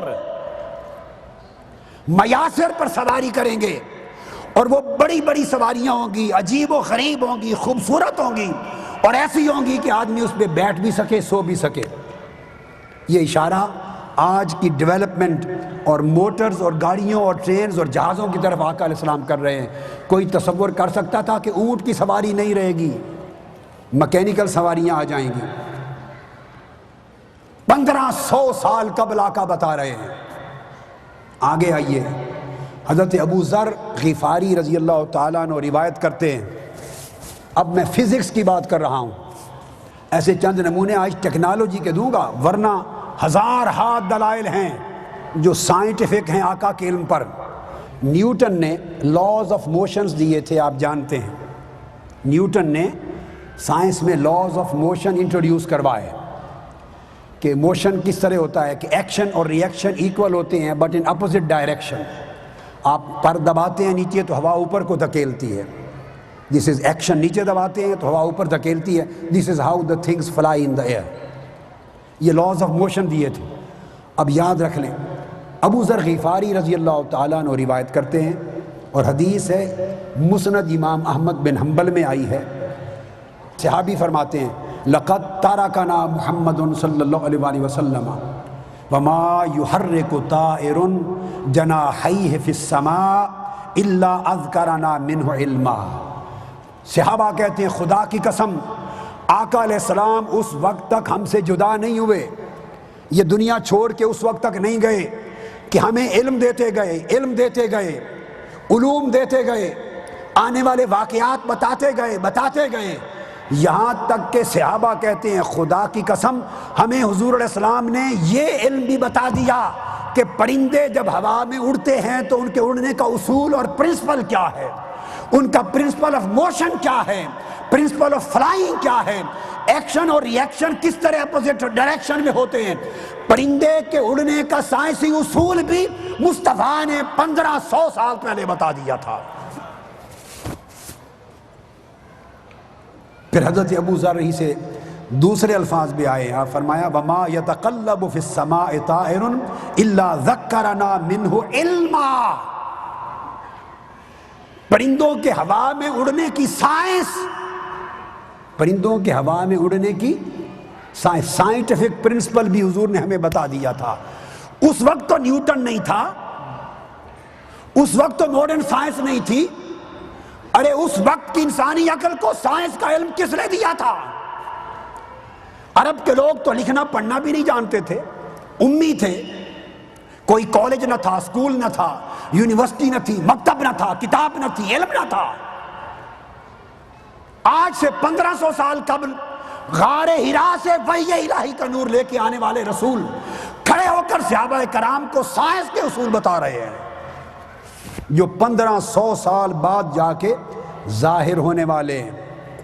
ابو موسیٰ اشعری رضی اللہ تعالیٰ عنہ روایت کرتے ہیں، کنز العمال میں حدیث ہے، فرماتے ہیں کہ آقا علیہ السلام نے فرمایا لا تقوم الساعۃ حتی یتقارب الزمان وتطوی الارض زیا، فرمایا قیامت اس وقت تک نہیں آئے گی جب تک سپیس اور ٹائم کی اکائیاں آپس میں سمٹ کے قریب نہ آ جائیں۔ اب آقا علیہ السلام science of space and time بیان فرما رہے ہیں، زمان و مکان کی سائنس بیان کر رہے ہیں۔ زمان و مکان کی اکائیاں جب تک سمٹ نہ جائیں، اور وہ کس طرح سمٹی، وہ اس وقت تک ممکن نہ تھا جب تک لوگ چاند پر نہیں گئے تھے، اور سیارے اس دنیا کی فضا سے نکل کر اوپر سیارگان فلکی کی فضا میں نہیں گئے تھے، کہ کس طرح فاصلے سمٹتے ہیں جہازوں کے سفر میں اور سیاروں کے سفر میں، کہ ایک سیارہ چلتا ہے ایک وقت اور 24 گھنٹے پوری زمین کا مدار کا چکر لگاتا ہے، اسی ایک ہی وقت میں رہتا ہے۔ زمان کی اکائیاں سمٹ جاتی ہیں اور مکان کی سپیس کی اکائیاں سمٹ جاتی ہیں۔ فرمایا قیامت کے آنے سے پہلے زمان اور مکان، سپیس اور ٹائم کی اکائیاں قریب آ جائیں گی۔ پھر آج ہر گھر میں ٹیلی ویژن ہے، آپ کے پاس انٹرنیٹس ہیں، آپ کے پاس کمپیوٹر ہے، انٹرنیٹ ہے، الیکٹرانک میڈیا ہے، آئی پیڈ ہے، ٹچ فونز ہیں، اور ہر شخص گھر میں بیٹھے ٹچ کر کے پوری دنیا کا انٹرنیٹ کھول کر سارا علم لے لیتا ہے، ٹیلی ویژن آن کر کے علم لے لیتا ہے۔ بتائیے 1500 سال پہلے کوئی یہ تصور کر سکتا تھا؟ 100 سال پہلے بھی کوئی کر سکتا تھا؟ آج سے 100 سال پہلے، 50 سال پہلے بھی نہیں کر سکتا تھا۔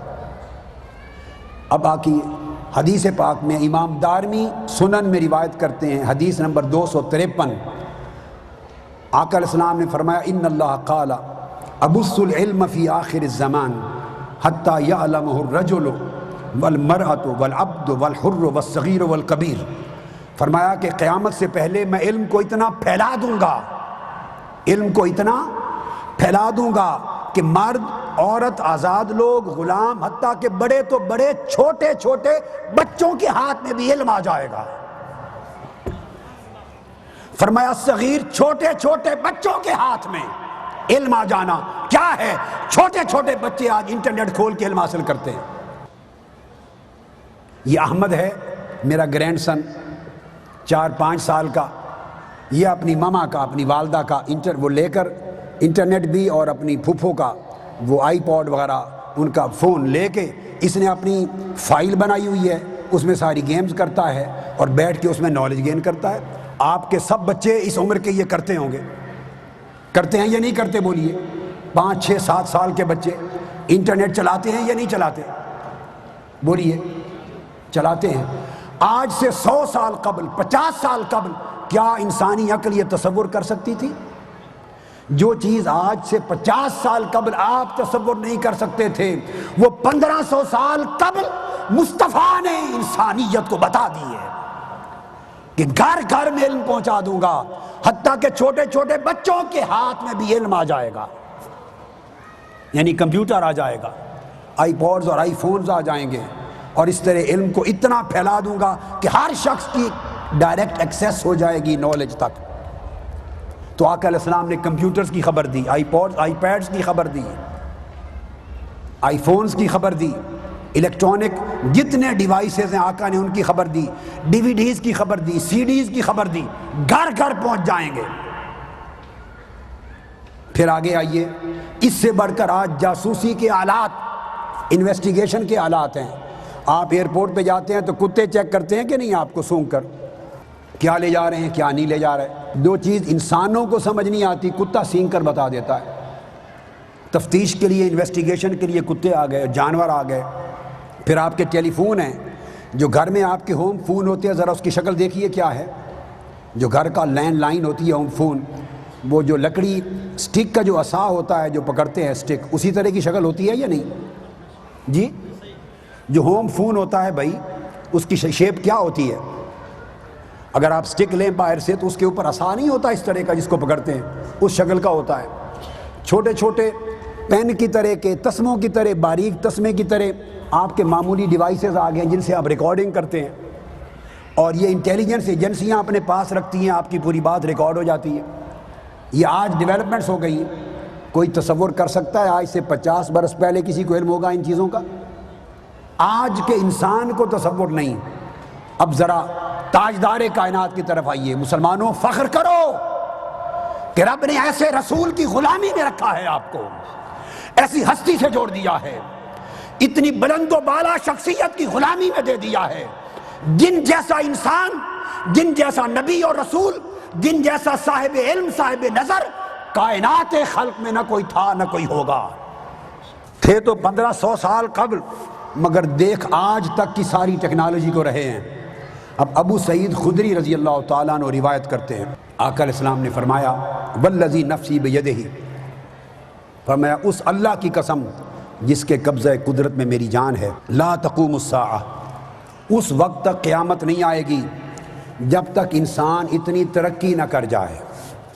اس وقت تک قیامت نہیں آئے گی جب تک انسان اتنی ترقی نہ کر جائے کہ حتیٰ تکلم السباع الانس، کہ کتے اور جانور انسانوں سے باتیں کرنے لگیں اور انسانوں کو باتیں بتانے لگیں.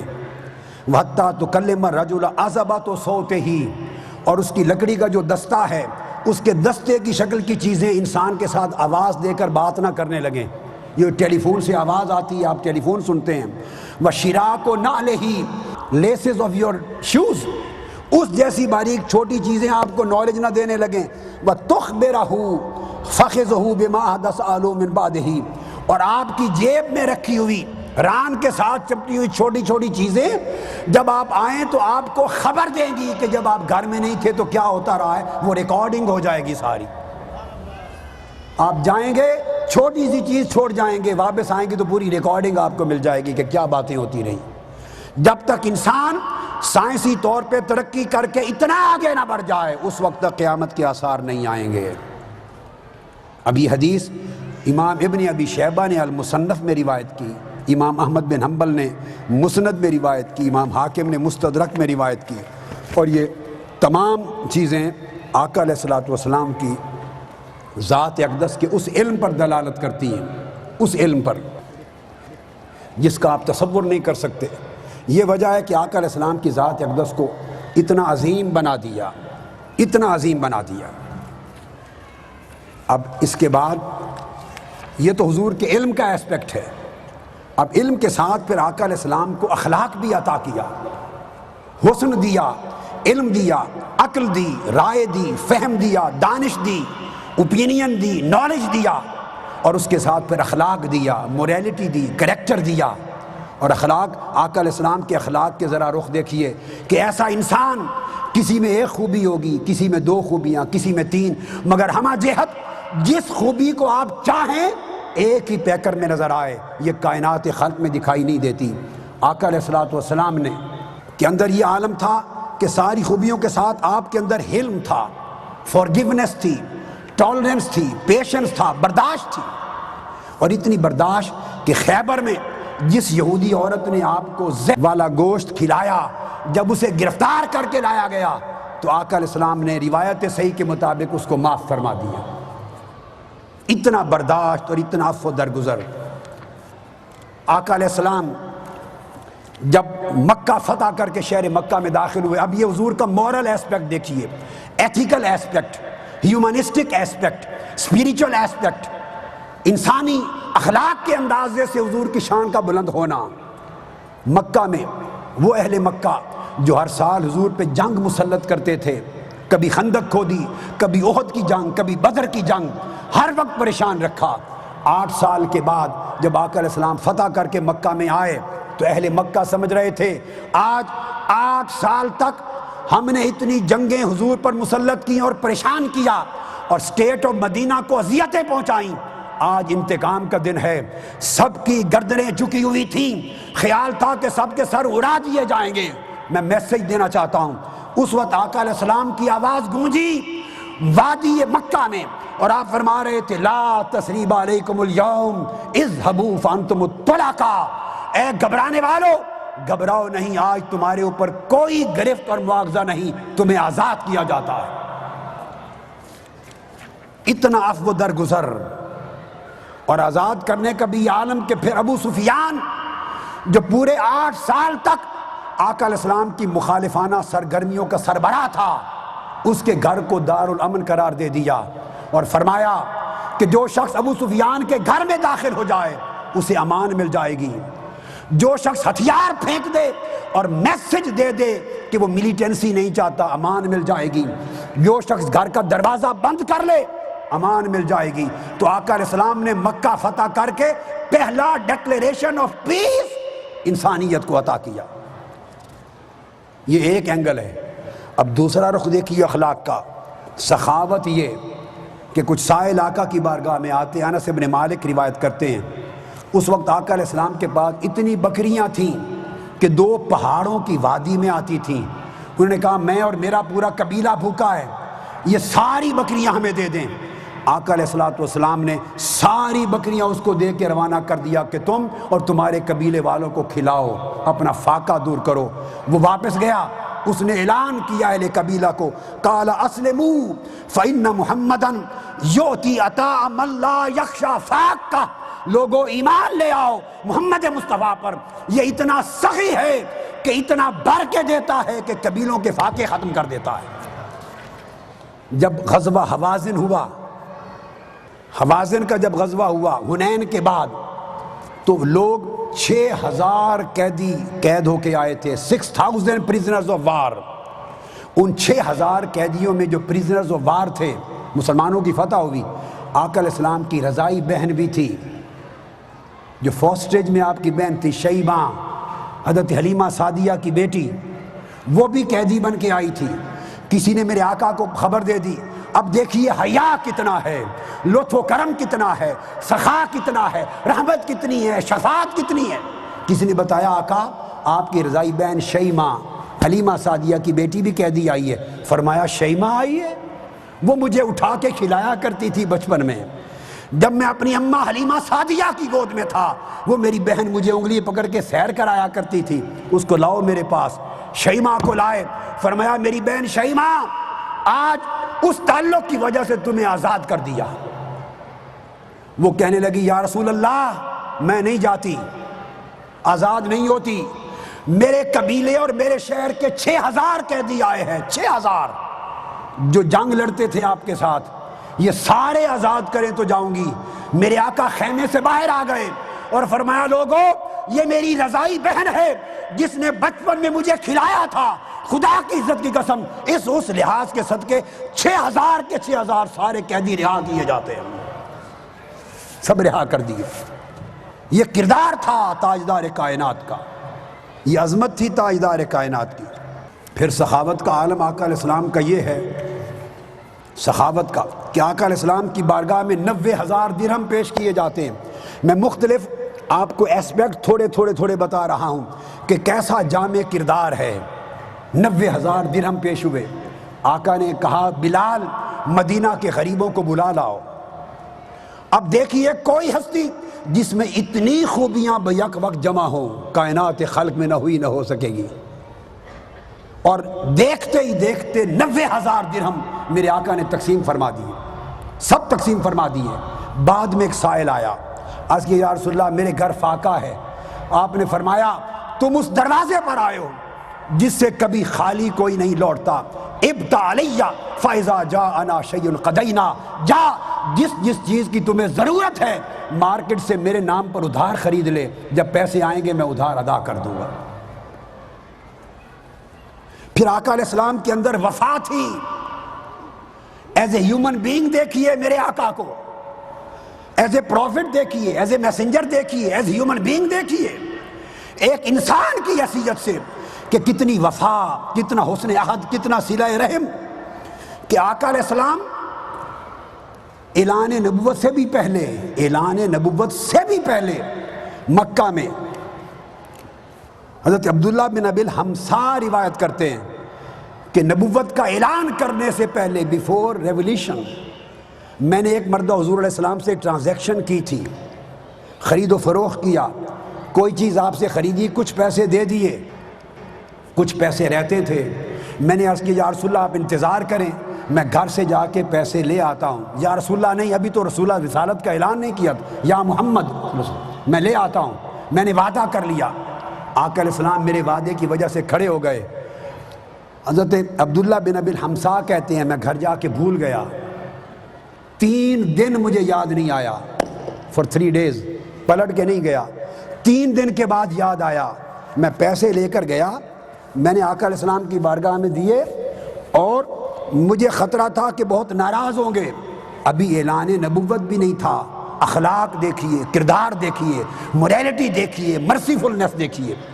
تو آقا علیہ السلام نے فقط اتنا کہا کہ بیٹے، بچے، لقد شققت علی انا ہا ہنا منذ 3 انتظرک، مجھے آپ نے بڑی تکلیف دی، میں 3 دنوں سے یہاں کھڑا تمہارا انتظار کر رہا ہوں۔ بس اس کے بعد کوئی جملہ نہیں کہا۔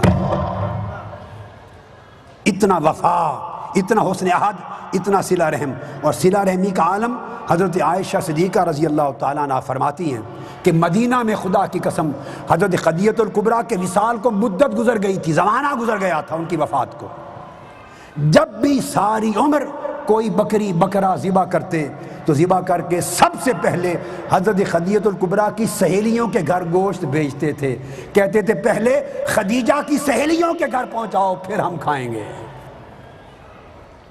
وہ جو پرانا تعلق تھا اس حیا کو آقا عمر بھر نبھاتے تھے۔ مکہ معظمہ سے کچھ صحابہ کو حضور نے حبشہ بھیجا تھا، نجاشی کے پاس، اس نے ان کو ویلکم کیا تھا۔ نجاشی کا وفد آیا، آقا نے مسجد نبوی میں ٹھہرایا، صحابہ خود کھانا پانی اپنے ہاتھ سے دینے لگے۔ صحابہ کرام دوڑے، یا رسول اللہ ہم خدمت کرتے ہیں۔ آقا علیہ السلام نے فرمایا نہیں، انہم کانوا لاصحابنا مکرمین وانی احب ان اکافئہم، جب میرے صحابہ گئے تھے نجاشی نے ان کی خدمت کی تھی، اس کا بدلہ میں اپنے ہاتھوں سے چکانا چاہتا ہوں۔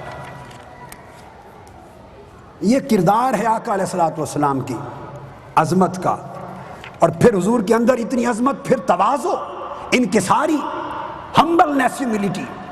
بخاری مسلم میں آتا ہے مدینہ میں ایک دیوانی عورت تھی، دیوانی، آقا کی بارگاہ میں آ گئی، ہاتھ پکڑ لیا اور کہا کہ میرے کام ہے کچھ کر دیجئے۔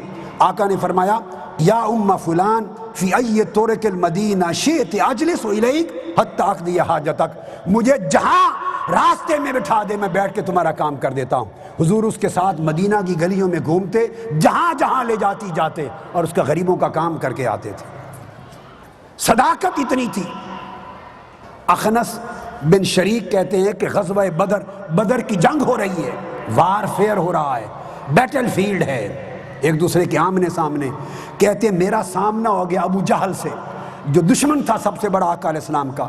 میں نے پوچھا یا ابا الحکم لیس ہنا غیری وغیرک یسمع کلامنا، یہاں تمہارا اور میرا کلام سننے والا کوئی اور شخص نہیں ہے، مجھے بتا دو خدا کی قسم ان محمد صادق هو ام کاذب، آہستہ سے بتا دو ابو جہل محمد سچے ہیں یا جھوٹے۔ اس ابو جہل نے کہا واللہ ان محمدا لصادق وما کذب محمد قطع، ابو جہل نے کہا دشمنی الگ رہی، خدا کی قسم محمد سچے ہیں، اس نے ساری عمر کبھی جھوٹ نہیں بولا۔ ارے جس کی صداقت کی قسم دشمن کھائیں اور جس کی عظمت کی قسم دشمن کھائیں، وہ کردار آقا علیہ السلام کا، اور پھر اسی اخلاق کا یہ عالم، اسی اخلاق کا یہ عالم ہے کہ آقا علیہ السلام کا لبرلزم، کتنے لبرل تھے، کتنے ماڈریٹ تھے۔ آج دنیا لبرلزم کی بات کرتی ہے، آج ماڈریشن کی بات کرتی ہے، آج ٹالرنس کی بات کرتی ہے، آج مرسی اور کمپیشن کی بات کرتی ہے، آج ہیومنزم کی بات کرتی ہے۔ آؤ 15 صدیاں قبل رسول اسلام، نبی اسلام، تاجدار کائنات کا لبرلزم دیکھیے۔ حضرت عائشہ صدیقہ فرماتی ہیں صحیح بخاری اور مسلم میں کہ حبشہ کے کچھ لوگ آئے، مسجد نبوی کے صحن میں فوجی ڈانس کر رہے تھے، فوجی رقص کر رہے تھے اور فوجی مشقوں میں کھیل رہے تھے۔ آقا نے دیکھا کہ شاید میری خواہش ہے، مجھے کپڑے میں چھپا کے کھڑے ہو گئے اور مجھے دکھاتے رہے ان حبشہ کے فوجیوں کا رقص اور کھیلنا، جب تک میں نے خود نہیں کہا یا رسول اللہ بس اب میں نے دیکھنا بند کر دیا۔ تو حضور ان کو دکھاتے رہے۔ اتنی لبرل ہے طبیعت، اتنی لبرلزم ہے۔ صحیح بخاری کو اٹھائیے، حضرت عائشہ کہتی ہیں ایک روز انصار کی 2 بچیاں دف لے کر میرے گھر آئیں اور انصار کی جرت اور شجاعت کے ترانے گا رہی تھیں اور دف بجا رہی تھی اور گا رہی تھی۔ حضور لیٹے ہوئے تھے، سن رہے تھے۔ ابو بکر صدیق آئے، انہوں نے ان کو ڈانٹا۔ یہ بخاری اور مسلم کی یہ بھی متفق ہے۔ فقال ابو بکر امزامیر الشیطان فی بیت رسول اللہ، رسول اللہ کے گھر میں یہ شیطان کے باجے؟ جب یہ بات کہی آقا علیہ السلام نے چہرے سے چادر ہٹا دی اور آپ نے فرمایا فقال یا رسول اللہ دعہما ان لکل قوم عیدا وہذا عیدنا۔ ابو بکر ان بچیوں کو نہ ڈانٹو، ہر قوم کی عید ہوتی ہے، یہ ہمارے عید کے دن ہے، ان کو گا لینے دو۔ یہ آقا علیہ السلام کی یہ اوپننس ہے، یہ لبرلزم ہے، یہ اوپننس ہے۔ پھر بچوں پر آقا علیہ السلام کی شفقت یہ کہ آقا علیہ السلام نے فرمایا انی لادخل فی الصلاۃ وانا ارید اطالتها فاسمع بکاء الصبی فاتجوز فی صلاتی مما اعلم من شدت وجد امہ من بکائہ۔ فرمایا کبھی میں نماز پڑھاتا ہوں، میری خواہش ہوتی ہے دیر تک لمبی قرات کروں، مگر کوئی بچہ رو پڑتا ہے، اس کے رونے کو دیکھ کر میں اپنی نماز مختصر کر دیتا ہوں کہ بچہ تڑپ رہا ہے، اس کی وجہ سے اس کی ماں دکھی اور پریشان ہوگی، نماز میں کھڑی ہوئی، میں اس کی ماں اور بچے کے رونے کی خاطر اپنی نماز مختصر کر دیتا ہوں۔ یہ آقا علیہ الصلوۃ والسلام کا عمل ہے۔ پھر بچوں پر آپ کی یہ شفقت، انکریجمنٹ یوتھ کی اور چلڈرن کی۔ حضرت سہل بن سعد کہتے ہیں چھوٹے چھوٹے بچے حضور کی مجلس میں آ کے بیٹھ جاتے۔ حضرت عبداللہ ابن عباس چھوٹی عمر کے 6-7 سال عمر کے بچے تھے، وہ حضور کے دائیں جانب بیٹھ گئے۔ کسی نے دودھ کا پیالہ پیش کیا، بائیں طرف حضرت ابو بکر، عمر، عثمان و علی بیٹھے تھے اور لیفٹ سائیڈ ادھر چھوٹا سا بچہ بیٹھا ہے رائٹ سائیڈ۔ آپ کا طریقہ تھا کہ کوئی چیز دیتے تو رائٹ سائیڈ سے شروع کرتے۔ آپ نے دودھ پیا، اب چاہتے تھے کہ ابو بکر عمر کو دیں، وہ سینئر ہیں، مگر دائیں طرف ایز میٹر آف پرنسپل چھوٹا بچہ بیٹھا تھا۔ تو آقا علیہ السلام نے اصول نہیں توڑا، بچے کا دل بھی نہیں توڑا۔ حضرت ابن عباس اس بچے سے پوچھا اور پوچھا یا غلام اتأذن لی ان اوتیہ الاشیاخ، اے بیٹے کیا مجھے اجازت دیتے ہو کہ یہ دودھ بچا ہوا پہلے میں بزرگوں کو پیش کر دوں؟ اجازت دیتے ہو؟ تو چھوٹے بچے نے کہا قال ما کنت لأوسر بفضلی منک احدا یا رسول اللہ، آقا آپ کا بچا ہوا دودھ ہے، یہ قربانی میں نہیں دے سکتا، یہ خود پیوں گا۔ جب یہ کہا تو فرمایا فآتاہ ایاہ، بڑوں کو چھوڑ دیا اور پیالہ چھوٹے بچے کو عطا فرما دیا۔ یہ بچوں کی حوصلہ افزائی ہے، یہ آقا علیہ الصلوۃ والسلام کا وہ عمل۔ اور پھر یہودی آئے ہیں آقا کی بارگاہ میں، ایک وفد، انہوں نے حضور کو کہا السلام علیکم، معاذ اللہ، اس کا معنی ہے تم پر موت ہو، تم پر موت ہو۔ حضرت عائشہ صدیقہ فرماتی ہیں میں نے جواب دیا بل علیکم السلام واللعنہ، تم پر موت ہو اور لعنت ہو۔ آقا علیہ السلام نے میری بات سنی، فرمایا قال یا عائشہ ان اللہ رفیق یحب الرفق فی الامر کلہ، ناراض نہ ہو، اللہ نرم ہے اور ہر نرمی کرنے والے سے پیار کرتا ہے۔ یعنی یہ عمل، ایک طرف انسانوں پر شفقت، عورتوں پر شفقت، بچوں پر شفقت، دوسری طرف اینیمل رائٹس، حیوانات پر شفقت۔ آقا علیہ السلام نے فرمایا، بخاری مسلم کی متفق علیہ حدیث ہے کہ بنی اسرائیل کی ایک عورت تھی، اس نے بلی کو باندھ رکھا تھا، کیٹ کے رائٹس، اینیمل رائٹس، اس کو پانی اور کھانا نہیں دیا، وہ مر گئی۔ آقا نے فرمایا اس بلی کی سزا کی وجہ سے اللہ نے اس عورت کو دوزخ میں ڈال دیا۔ مسلمانوں، ایک بلی کو بھی اذیت دینے کی اجازت نہیں۔ اور پھر بخاری مسلم کی متفق علیہ حدیث، آقا نے فرمایا ایک کتا پیاسا تھا، مرنے والا تھا، بنی اسرائیل کا ایک بڑا گنہگار شخص، اس نے پانی کنویں سے نکال کر کتے کو پلایا اور کتے کی جان بچ گئی۔ آقا نے فرمایا وہ بہت گنہگار تھا، اس کتے کی جان بچانے کے باعث اللہ نے اس کو جنت میں بھیج دیا۔ بلی کو اذیت دی، دوزخ میں گئی، کتے کی جان بچائی، جنت میں گیا۔ اور آقا علیہ الصلوۃ والسلام نے اس طرح یہ تصور دیا کہ جو اسلام اینیمل رائٹس کو پروٹیکٹ کرتا ہے، کتے اور بلی کو اذیت کی اجازت نہیں دیتا، وہ اسلام انسانوں پر سوئسائڈ بمبنگ کی اجازت کیسے دیتا ہے؟ وہ اسلام انسانوں پر آج کل خودکش حملے اور ٹیررزم کی اجازت کب دیتا ہے؟ یہ تصور سوئسائڈ بمبنگ کا، یہ ٹیررزم کا، نان کمبیٹنٹس کو مارنا، اب یہ وہ تصور ہے کہ آقا علیہ الصلوۃ والسلام کی اطاعت و اتباع ہم اس وجہ سے کرتے ہیں کہ پیس کا وہ میسج، ہیومنزم کا وہ میسج، لو اور ٹالرنس اور ماڈریشن کا وہ میسج جو آج امریکہ ہو یا برطانیہ ہو یا یورپ ہو یا پاکستان ہو یا مسلمان یا دنیا کی گورنمنٹ یا یو این ہو، آج جس پیس اور امن اور ماڈریشن کی بات کرتی ہیں، تاجدار کائنات نے وہ میسج 1500 سال پہلے دے دیا ہے۔ آپ کی پرسنالٹی، آپ کی ہیومنزم اتنی بلند ہے کہ انسانیت حضور سے بہتر ماڈل آف ہیومنزم آج تک نہ پیش کر سکی، نہ پیش کر سکے گی۔ اس لیے کہ آقا علیہ الصلوۃ والسلام کا فرمان ہے، when he was delivering his last sermon at the occasion of the last Hajj, so Holy Prophet ﷺ said, guaranteeing the protection of life and property and honor of whole humankind, his words were, inna dima'akum wa amwalakum wa aradakum alaykum haramun ka hurmati yawmikum haza wa fi shahrikum haza wa fi baladikum haza. Holy Prophet said, indeed your blood, your property, your honor, everything is inviolable, like the inviolability of this day of yours and this month of yours and this land of yours until the day you meet your Lord. And Holy Prophet sallallahu alaihi wasallam declared at another occasion, he said, man qatala mu'ahadan fi ghayri kunhi harram Allahu alayhi al-jannah. Any Muslim who unjustly kills a non-Muslim, yani as an act of terrorism, as an act of suicide bombing, he kills a non-Muslim citizen who is actually non-combatant. Holy Prophet said, God will make paradise forbidden for him. And Abdullah bin Umar stated, Holy Prophet said, anyone who kills a non-Muslim who is non-combatant, any non-Muslim citizen, whether committing 9/11 or committing 7/7 or committing an act of suicide bombing or committing an act of terrorism or act of militancy or act of killing of mankind, Holy Prophet said that he will never smell the fragrance of paradise, even though its fragrance can be smelled at a distance of 40 years. And then this message was given to Holy Prophet. Holy Prophet said that nobody is allowed to kill the ambassadors and diplomats.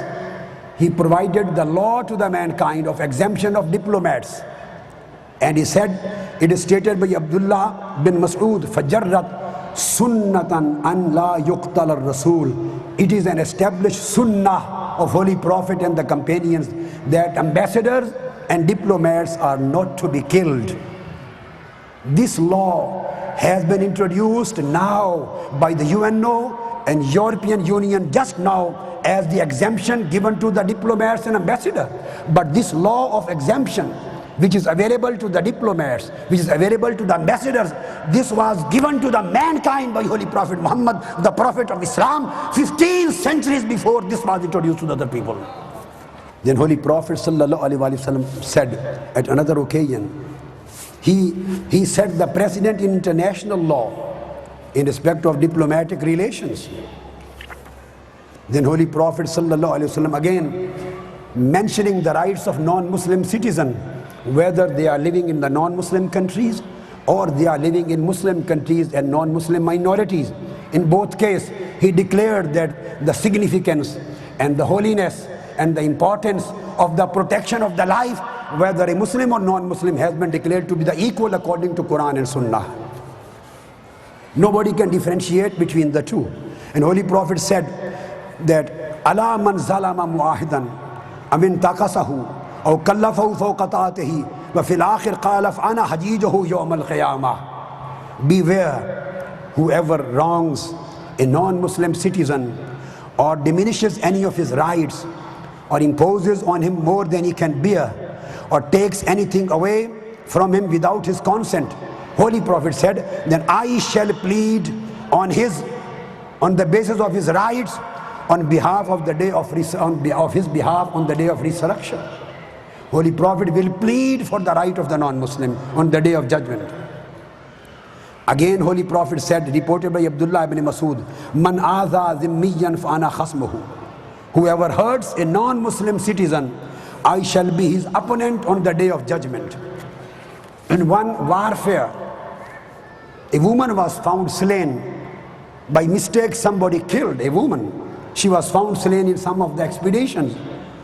This was reported to Holy Prophet sallallahu alaihi wasallam. He stood up and he ordered his companions and he stated, Fanaha Rasulullah an qatl nisa wa sibyan. Messenger said that nobody is allowed to kill the women and children even during the warfare, even during the battlefield. So if the women and children cannot be killed, they cannot be murdered in any case, in any matter, without any exception, even in the warfare, even during the battlefield. So how the non-combatants, women and children, they can be killed through suicide bombings when they are totally innocent living in their houses? This was the message given by Holy Prophet. We are not trying to change the concept of Islam. We are not trying to put anything in the mouth of Prophet. We are not diverting or we are not misinterpreting the teachings of Quran and Sunnah. No, these are the verbatim words of Holy Prophet. These are the real teachings of Holy Prophet. This is the real character of Holy Prophet. These are the real injunctions of Holy Prophet. This is how he presented Islam in front of mankind. This is how he demonstrated, and this is how he gave the injunctions of Islam to the whole of mankind. Unfortunately, the people today, the wrong claimants of Islam, so-called mujahideen, they are trying to give bad name to Islam. They don't belong to the religion of Islam. They are not true followers of Prophet Muhammad. True followers of Prophet Muhammad, they are in fact the fountains of peace, the fountains of love, the fountains of mercy, the fountains of humanity, and the fountains of tolerance. Then Holy Prophet sallallahu alaihi wasallam again, he said, break no promises. You can't break your promises which you have done already with the non-Muslim communities. Steal not from the spoils of war, and do not mutilate bodies or slay children or monks. Then he said, La taqtulu ashab as-sawamih. Imam Ibn Abi Shayba narrates from Abdullah ibn Abbas. He said, do not kill those who tend to the monasteries, in churches, in synagogues, in temples. Those people, the priests, the religious leaders of other faiths, those who are busy in their worship, act of worship according to the religion, not a single Muslim is allowed to kill them in any case. Then Holy Prophet said, beware, no non-combatant priest tending to his monastery should be killed. Then Holy Prophet gave another instruction, and Sayyidina Abu Bakr Siddiq and Sayyidina Farooq Azam report the same. He said, do not drown or burn date palm trees. Do not kill any animal. Do not cut down a fruit-bearing tree. Do not demolish a church. Do not kill any children or old people or women. Soon you shall see come upon some people who have secluded themselves in cloisters, in churches, in synagogues, in their temples. You must leave them to engage in those acts which why they have secluded themselves from, and don't disturb them in their worship, and don't kill them. This was the message of peace given by Holy Prophet sallallahu alaihi wasallam. Then he says, do not kill animals even after your conquest, when you are conquesting and entering into the lands of your enemies. Do not kill the animals unless it is for benefit to feed others. Do not burn the trees. Do not commit any treachery, or do not mutilate anyone, whether it is an animal or he is the dead body of your enemy. Then Holy Prophet ﷺ said, Imam Ibn Abi Shayba says, Jabir bin Abdullah reports, said, Kanu la yaqtuluna tujjar al-mushrikeen. The Muslim soldiers are not allowed to kill the merchants and business people amongst the pagans and kafirs. Holy Prophet said, Wattaqullah fil fallahin, fala taqtuluhum. Fear God regarding the farmers and agriculturists, do not kill them. So agriculturists cannot be killed, farmers cannot be killed, the business community cannot be killed, priests cannot be killed, and diplomats and ambassadors, they cannot be killed, children cannot be killed, women cannot be killed, sick people cannot be killed, palm trees cannot be cut down, buildings cannot be demolished. And Holy Prophet further said, farmers are not to be killed even during war if it is known that they are not the combatants. This is the basic principle given by Holy Prophet ﷺ to his ummah. Then he stated another basic principle, and he said the injured person or the prisoner should not be killed, and the one who flees, he should not be pursued. If anybody runs away from the battlefield, don't pursue him, and prisoners should not be killed. Before Holy Prophet, there was a law of decapitation of the prisoners of war. The people, all communities used to cut the head of the prisoners of war. This was Holy Prophet sallallahu alaihi wasallam who declared that cutting head of the prisoners of war or beheading him or decapitating him or killing him is totally banned. This law is introduced now in UN law, but Holy Prophet gave this right to the prisoners of war 15 centuries before, when nobody was aware of these realities. Then Holy Prophet said, the injured person also should not be killed. And moreover, Holy Prophet ﷺ said that when he made a pact, an agreement with the people of Najran, he wrote a letter of protection for them. And he wrote in that letter, indeed, Najran and their allies are under the protection of God and the guarantee of the Messenger Muhammad, peace be upon him. And Holy Prophet wrote down in that letter to the people of Najran that they are to be protected as far as their wealth is concerned, in their lives, in form of their lands, and in their religions. And this guarantee of protection includes their priests, their monks, those who are present and those who are absent, and they are all delegations and the like. And then they said they shall not be forced to change their faith. La ikraha fid din. They cannot be forced to change their faith.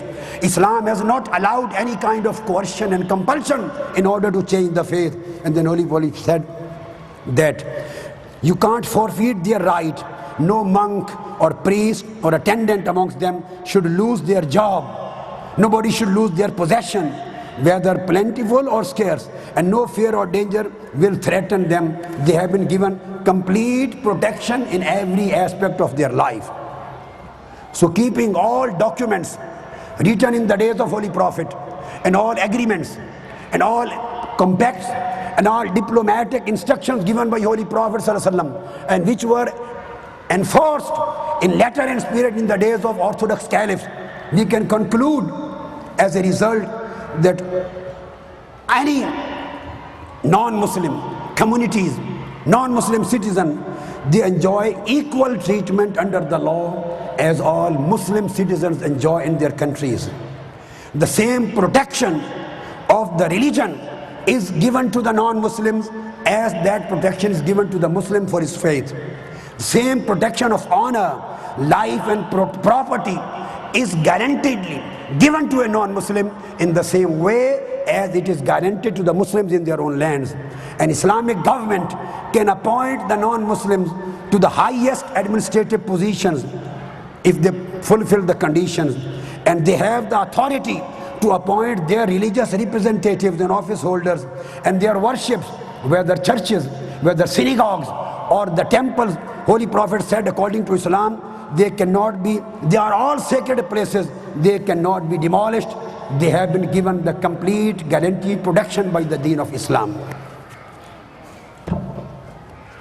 This is the whole concept given by Islam regarding the humanity. Why? Because Holy Prophet ﷺ was not sent for a particular nation. He was not raised as a prophet just for Arabs. He was raised for the whole mankind. And he was the prophet who brought up the principle of equality of mankind by saying, La fadl ali arabiyyin ala ajami. He gave the principle of equality of mankind. He gave the principle of unity of mankind. He gave the principle of social justice. Every single person of society, belonging to any creed, any faith, any community, any ethnic background, right, white or black, he should be provided with the same equal rights and opportunities of their life. So social justice is granted in Islam. Economic justice is granted. Charity has been given by Holy Prophet. The whole concept of charity was introduced by Prophet Muhammad on the basis of principle of ihsan, the principle of benevolence. The first policy adopted by Prophet Muhammad when he migrated to Medina, he established a collective system of brotherhood, al-muakhat, and joined two persons together in all of their belongings so that they may be able to share with each other. So Holy Prophet is the prophet who gave the first time in the history of the mankind the concept of sharing, the concept of charity, the concept of sharing in belonging, and the concept of social justice and benevolence and mercy for the people. Then Holy Prophet, he was the one, first time in the history of humanity, he protected the rights of women. Holy Prophet's time, the women were granted the position of the membership in the parliament. And we can see the women used to be the members of the parliament of Medina. When in the days of Sayyidina Farooq Azam, when he wanted to place a ceiling, a limitation on the dowry, a woman stood up in the assembly, in the parliament, and he said, "Oh Umar," and he was the caliph at that time, "how can you limit the dower, whereas Almighty Allah has not put any kind of limitation in Quran?" He said, "Which verse you are referring for?" She quoted the verse of Holy Quran, and the caliph Sayyidina Umar said that this lady says right and I was wrong. He withdrew his proposition. Holy Prophet was the one who gave the instruction for the independence and liberation of the slaves. Holy Prophet ﷺ gave the concept of rule of law to the mankind. And he said, even any sin or crime is committed by my daughter Fatima, she will have to go under the same process of law as any other person will have to go. So there is no discrimination of sex.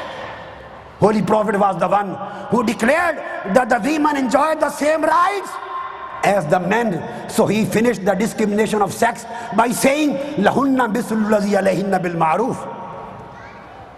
Holy Prophet ﷺ is the person who introduced the culture of dialogue by removing every concept of coercion in religion. He said, "Ud'u ila sabili rabbika bi hikmati wal mau'izatil hasana." You should enter into dialogue. You're not allowed to take up the arms. You're not allowed to coerce the people. You're not allowed to force the people to change their religion or to embrace Islam. You can just give your point of view with evidences. Let him decide. فَمَنْ شَاءَ فَلْيُؤْمِنْ وَمَنْ شَاءَ فَلْيَكْفُرْ. Let him decide whether he accepts your religion or he doesn't accept it. The basic rules of democracy was introduced by Prophet Muhammad, peace be upon him, when he gave the first written constitution of Medina. And he made an alliance between the Muslims, Jews and their allied tribes, and including all of them. The first multicultural society was established by Prophet Muhammad in the city of Medina. Our Canadian society is a true multicultural society in letter and spirit, and I would say that no other country in the whole world can provide the good example of multiculturalism, good example of democratic values, good example of liberty, good example of freedom as the people, Canadian people, are enjoying in our own society. This is the best society of the West, but this principle was introduced by Prophet Muhammad 1500 years before in city of Medina. Holy Prophet ﷺ introduced the concept of parliament. And there used to be bicameral parliament, Shura Khas and Shura Aam. This bicameral parliament, this concept was introduced by Prophet Muhammad, peace be upon him. All modern values, whether human values or political, whether economic or social, whether cultural, whether scientific, whether metaphysical or spiritual or ethical, all human values which we form in our mortal way or spiritual way, they were given to the mankind first time in the history of humanity by the Prophet Muhammad, peace be upon him. And the mankind, after a long journey of development and evolution, has been able to declare anything given by Prophet Muhammad to be wrong. Everything, whatever human mind is developing, he is establishing the fact that whatever was given by Prophet Muhammad is actually the real one, the correct teachings and the best teaching based on the sound reasoning, and there can be no other better teaching given by Holy Prophet other than those which were given by Holy Prophet ﷺ in this life. یہ وجہ ہے کہ آج بھی انسانیت 1400 سال کے بعد حضور کی اطاعت کرتی ہے، اور عظمت میں عظمت وہ عطا کی کہ ابھی لوگوں آپ کو عظمت مصطفیٰ کا اندازہ نہیں ہے. What highly esteemed station did Holy Prophet possess in his life, and what would be discovered and exposed when he will appear on the day of judgment. Then people would be shocked to know about his spiritual highly esteemed station. آقا علیہ السلام کو اللہ نے وہ مقام عطا کیا کہ ساری کائنات سے ماورا ثم دنا فتدلى فکان قاب قوسین او ادنا. عالم مکان نیچے رہ گیا، لا مکان نیچے رہ گیا، جبرائیل نیچے رہ گئے، رف نیچے رہ گئے، ملائکہ نیچے رہ گئے، عالم خلق نیچے رہ گیا. اس مقام پر پہنچے جہاں خدا تھا اور مصطفیٰ تھا، اور سارے پردے ہٹا دیے. عظمت وہ دی جو کسی اور کو کبھی نہ ملی تھی. اور قیامت کے دن پھر جب ساری دنیا نفسا نفسی کے عالم میں ہوگی، اللہ کی حمد کا the flag of raise حضور کے ہاتھ میں دیا جائے گا. پھر حکم ہوگا کہ اللہ پاک اپنی کرسی کے ساتھ حضور علیہ السلام کی کرسی عرش پر بچھائیں گے، اور اللہ پاک پوچھیں گے میرے محبوب بتا آپ کی امت کے ساتھ کیسا سلوک کروں؟ آپ کی امت کے ساتھ وہ کروں گا جس سے آپ راضی ہو جائیں گے. وَلَسَوْفَ يُؤْتِيكَ رَبُّكَ فَتَرْضَىٰ. وہ عظمت کہ جب جنت میں جائیں گے. امام احمد بن حنبل ہی رپورٹس روایت کرتے ہیں کہ when he will enter the door of Jannah, Almighty Allah would be standing there to receive Prophet Muhammad in Jannah. اللہ حضور کا استقبال کر رہا ہوگا جنت کے دروازے پر. مسند امام احمد بن حنبل نے حدیث صحیح روایت کی. پھر حضور سجدے میں گر کے اللہ کی حمد بیان کریں گے، اس کے بعد پھر واپس آئیں گے، اپنی امت کو بخشوائیں گے، بخشوانے کے بعد پھر جائیں گے. تو فرمایا جب دوبارہ داخل ہوں گا اللہ رب العزت جبار جو ہے وہ مستقبلی میرا استقبال کر رہا ہوگا. ہر بار جب حضور جنت میں جائیں گے اللہ استقبال کرے گا. ایک طرف لوگوں عظمت مصطفیٰ کا یہ عالم کہ رب استقبال کرتا ہے، رب کعبہ قوسین ادنا کے مقام پر بٹھاتا ہے، رب عرش پر اپنے ساتھ کرسی بچھاتا ہے. ایک طرف یہ عالم اور ایک طرف مدینے کی بیمار عورتوں اور بچے بچیوں کی انگلی پکڑ کے مدینے کی گلیوں میں گھومتے ہیں. ایک عورت جھاڑو دیتی تھی مسجد نبوی کا جھاڑو، فوت ہو گئی رات کے وقت، لوگوں نے دفنا دیا، حضور کو نہیں بتایا. 2 دن گزر گئے، حضور نے دیکھا اس مائی کو نہیں دیکھا، وہ جو حبشہ کی افریقہ کی کالی مائی تھی نہیں دیکھی. عرض کہ یا رسول اللہ فوت ہو گئی، ناراض ہو گئے. فرمایا تم نے اس کی جان کو ہلکا جانا، لے چلو مجھے اس کی قبر پر. صحابہ کو لے کر اس حبشہ کی سیاہ فام مائی کی قبر پر جنازہ ادا کیا مصطفیٰ نے، اور یہ میسج دیا کہ انسان کوئی ہو اس کی عظمت کو آگے اوپر کرنا، یہ میرا پیغام ہے. جنازہ گزر رہا ہے، بخاری شریف میں آتا ہے آقا علیہ السلام جنازہ دیکھ کر کھڑے ہو گئے احترام میں. ان رسپیکٹ آف دیٹ جنازہ فیونرل کسی نے آہستہ سے عرض کی یا رسول اللہ یہ یہودی تھا، ہی واز اے جیو، یہودی کا جنازہ ہے. آقا علیہ السلام نے فرمایا اولیس نفسا، یہودی تھا کیا انسان نہ تھا؟ میں انسانی جان کے احترام کا تصور دے رہا ہوں. ارے انسانی جان کے احترام کا تصور مصطفیٰ نے دیا، عدل کا تصور مصطفیٰ نے دیا، احسان کا تصور مصطفیٰ نے دیا، جمہوریت کا تصور مصطفیٰ نے دیا، انسانی حقوق کا تصور مصطفیٰ نے دیا، اخلاق و احسان کا تصور مصطفیٰ نے دیا، چیریٹی اور صدقہ کا تصور مصطفیٰ نے دیا. اور تمام حقوق کا تصور مصطفیٰ نے دیا. جب اس سے بہتر نہ کسی کا حسن ہے، نہ کسی کا اخلاق ہے، نہ کسی کا کردار ہے، نہ کسی کی عقل ہے، نہ کسی کی تعلیم ہے، تو پھر اسے چھوڑ کر انسان کسی اور کے پیچھے کیوں جائے گا؟ لوگو، آقا علیہ السلام کے اس تصور کو پڑھو، سمجھو اور اس کی پیروی کرو اور اپنی زندگی میں اسے اپنانے کی کوشش کرو. اللہ تبارک و تعالی ہم سب کو حضور سے محبت کرنے اور آپ کے نقش قدم پر چلنے کی توفیق عطا فرمائے.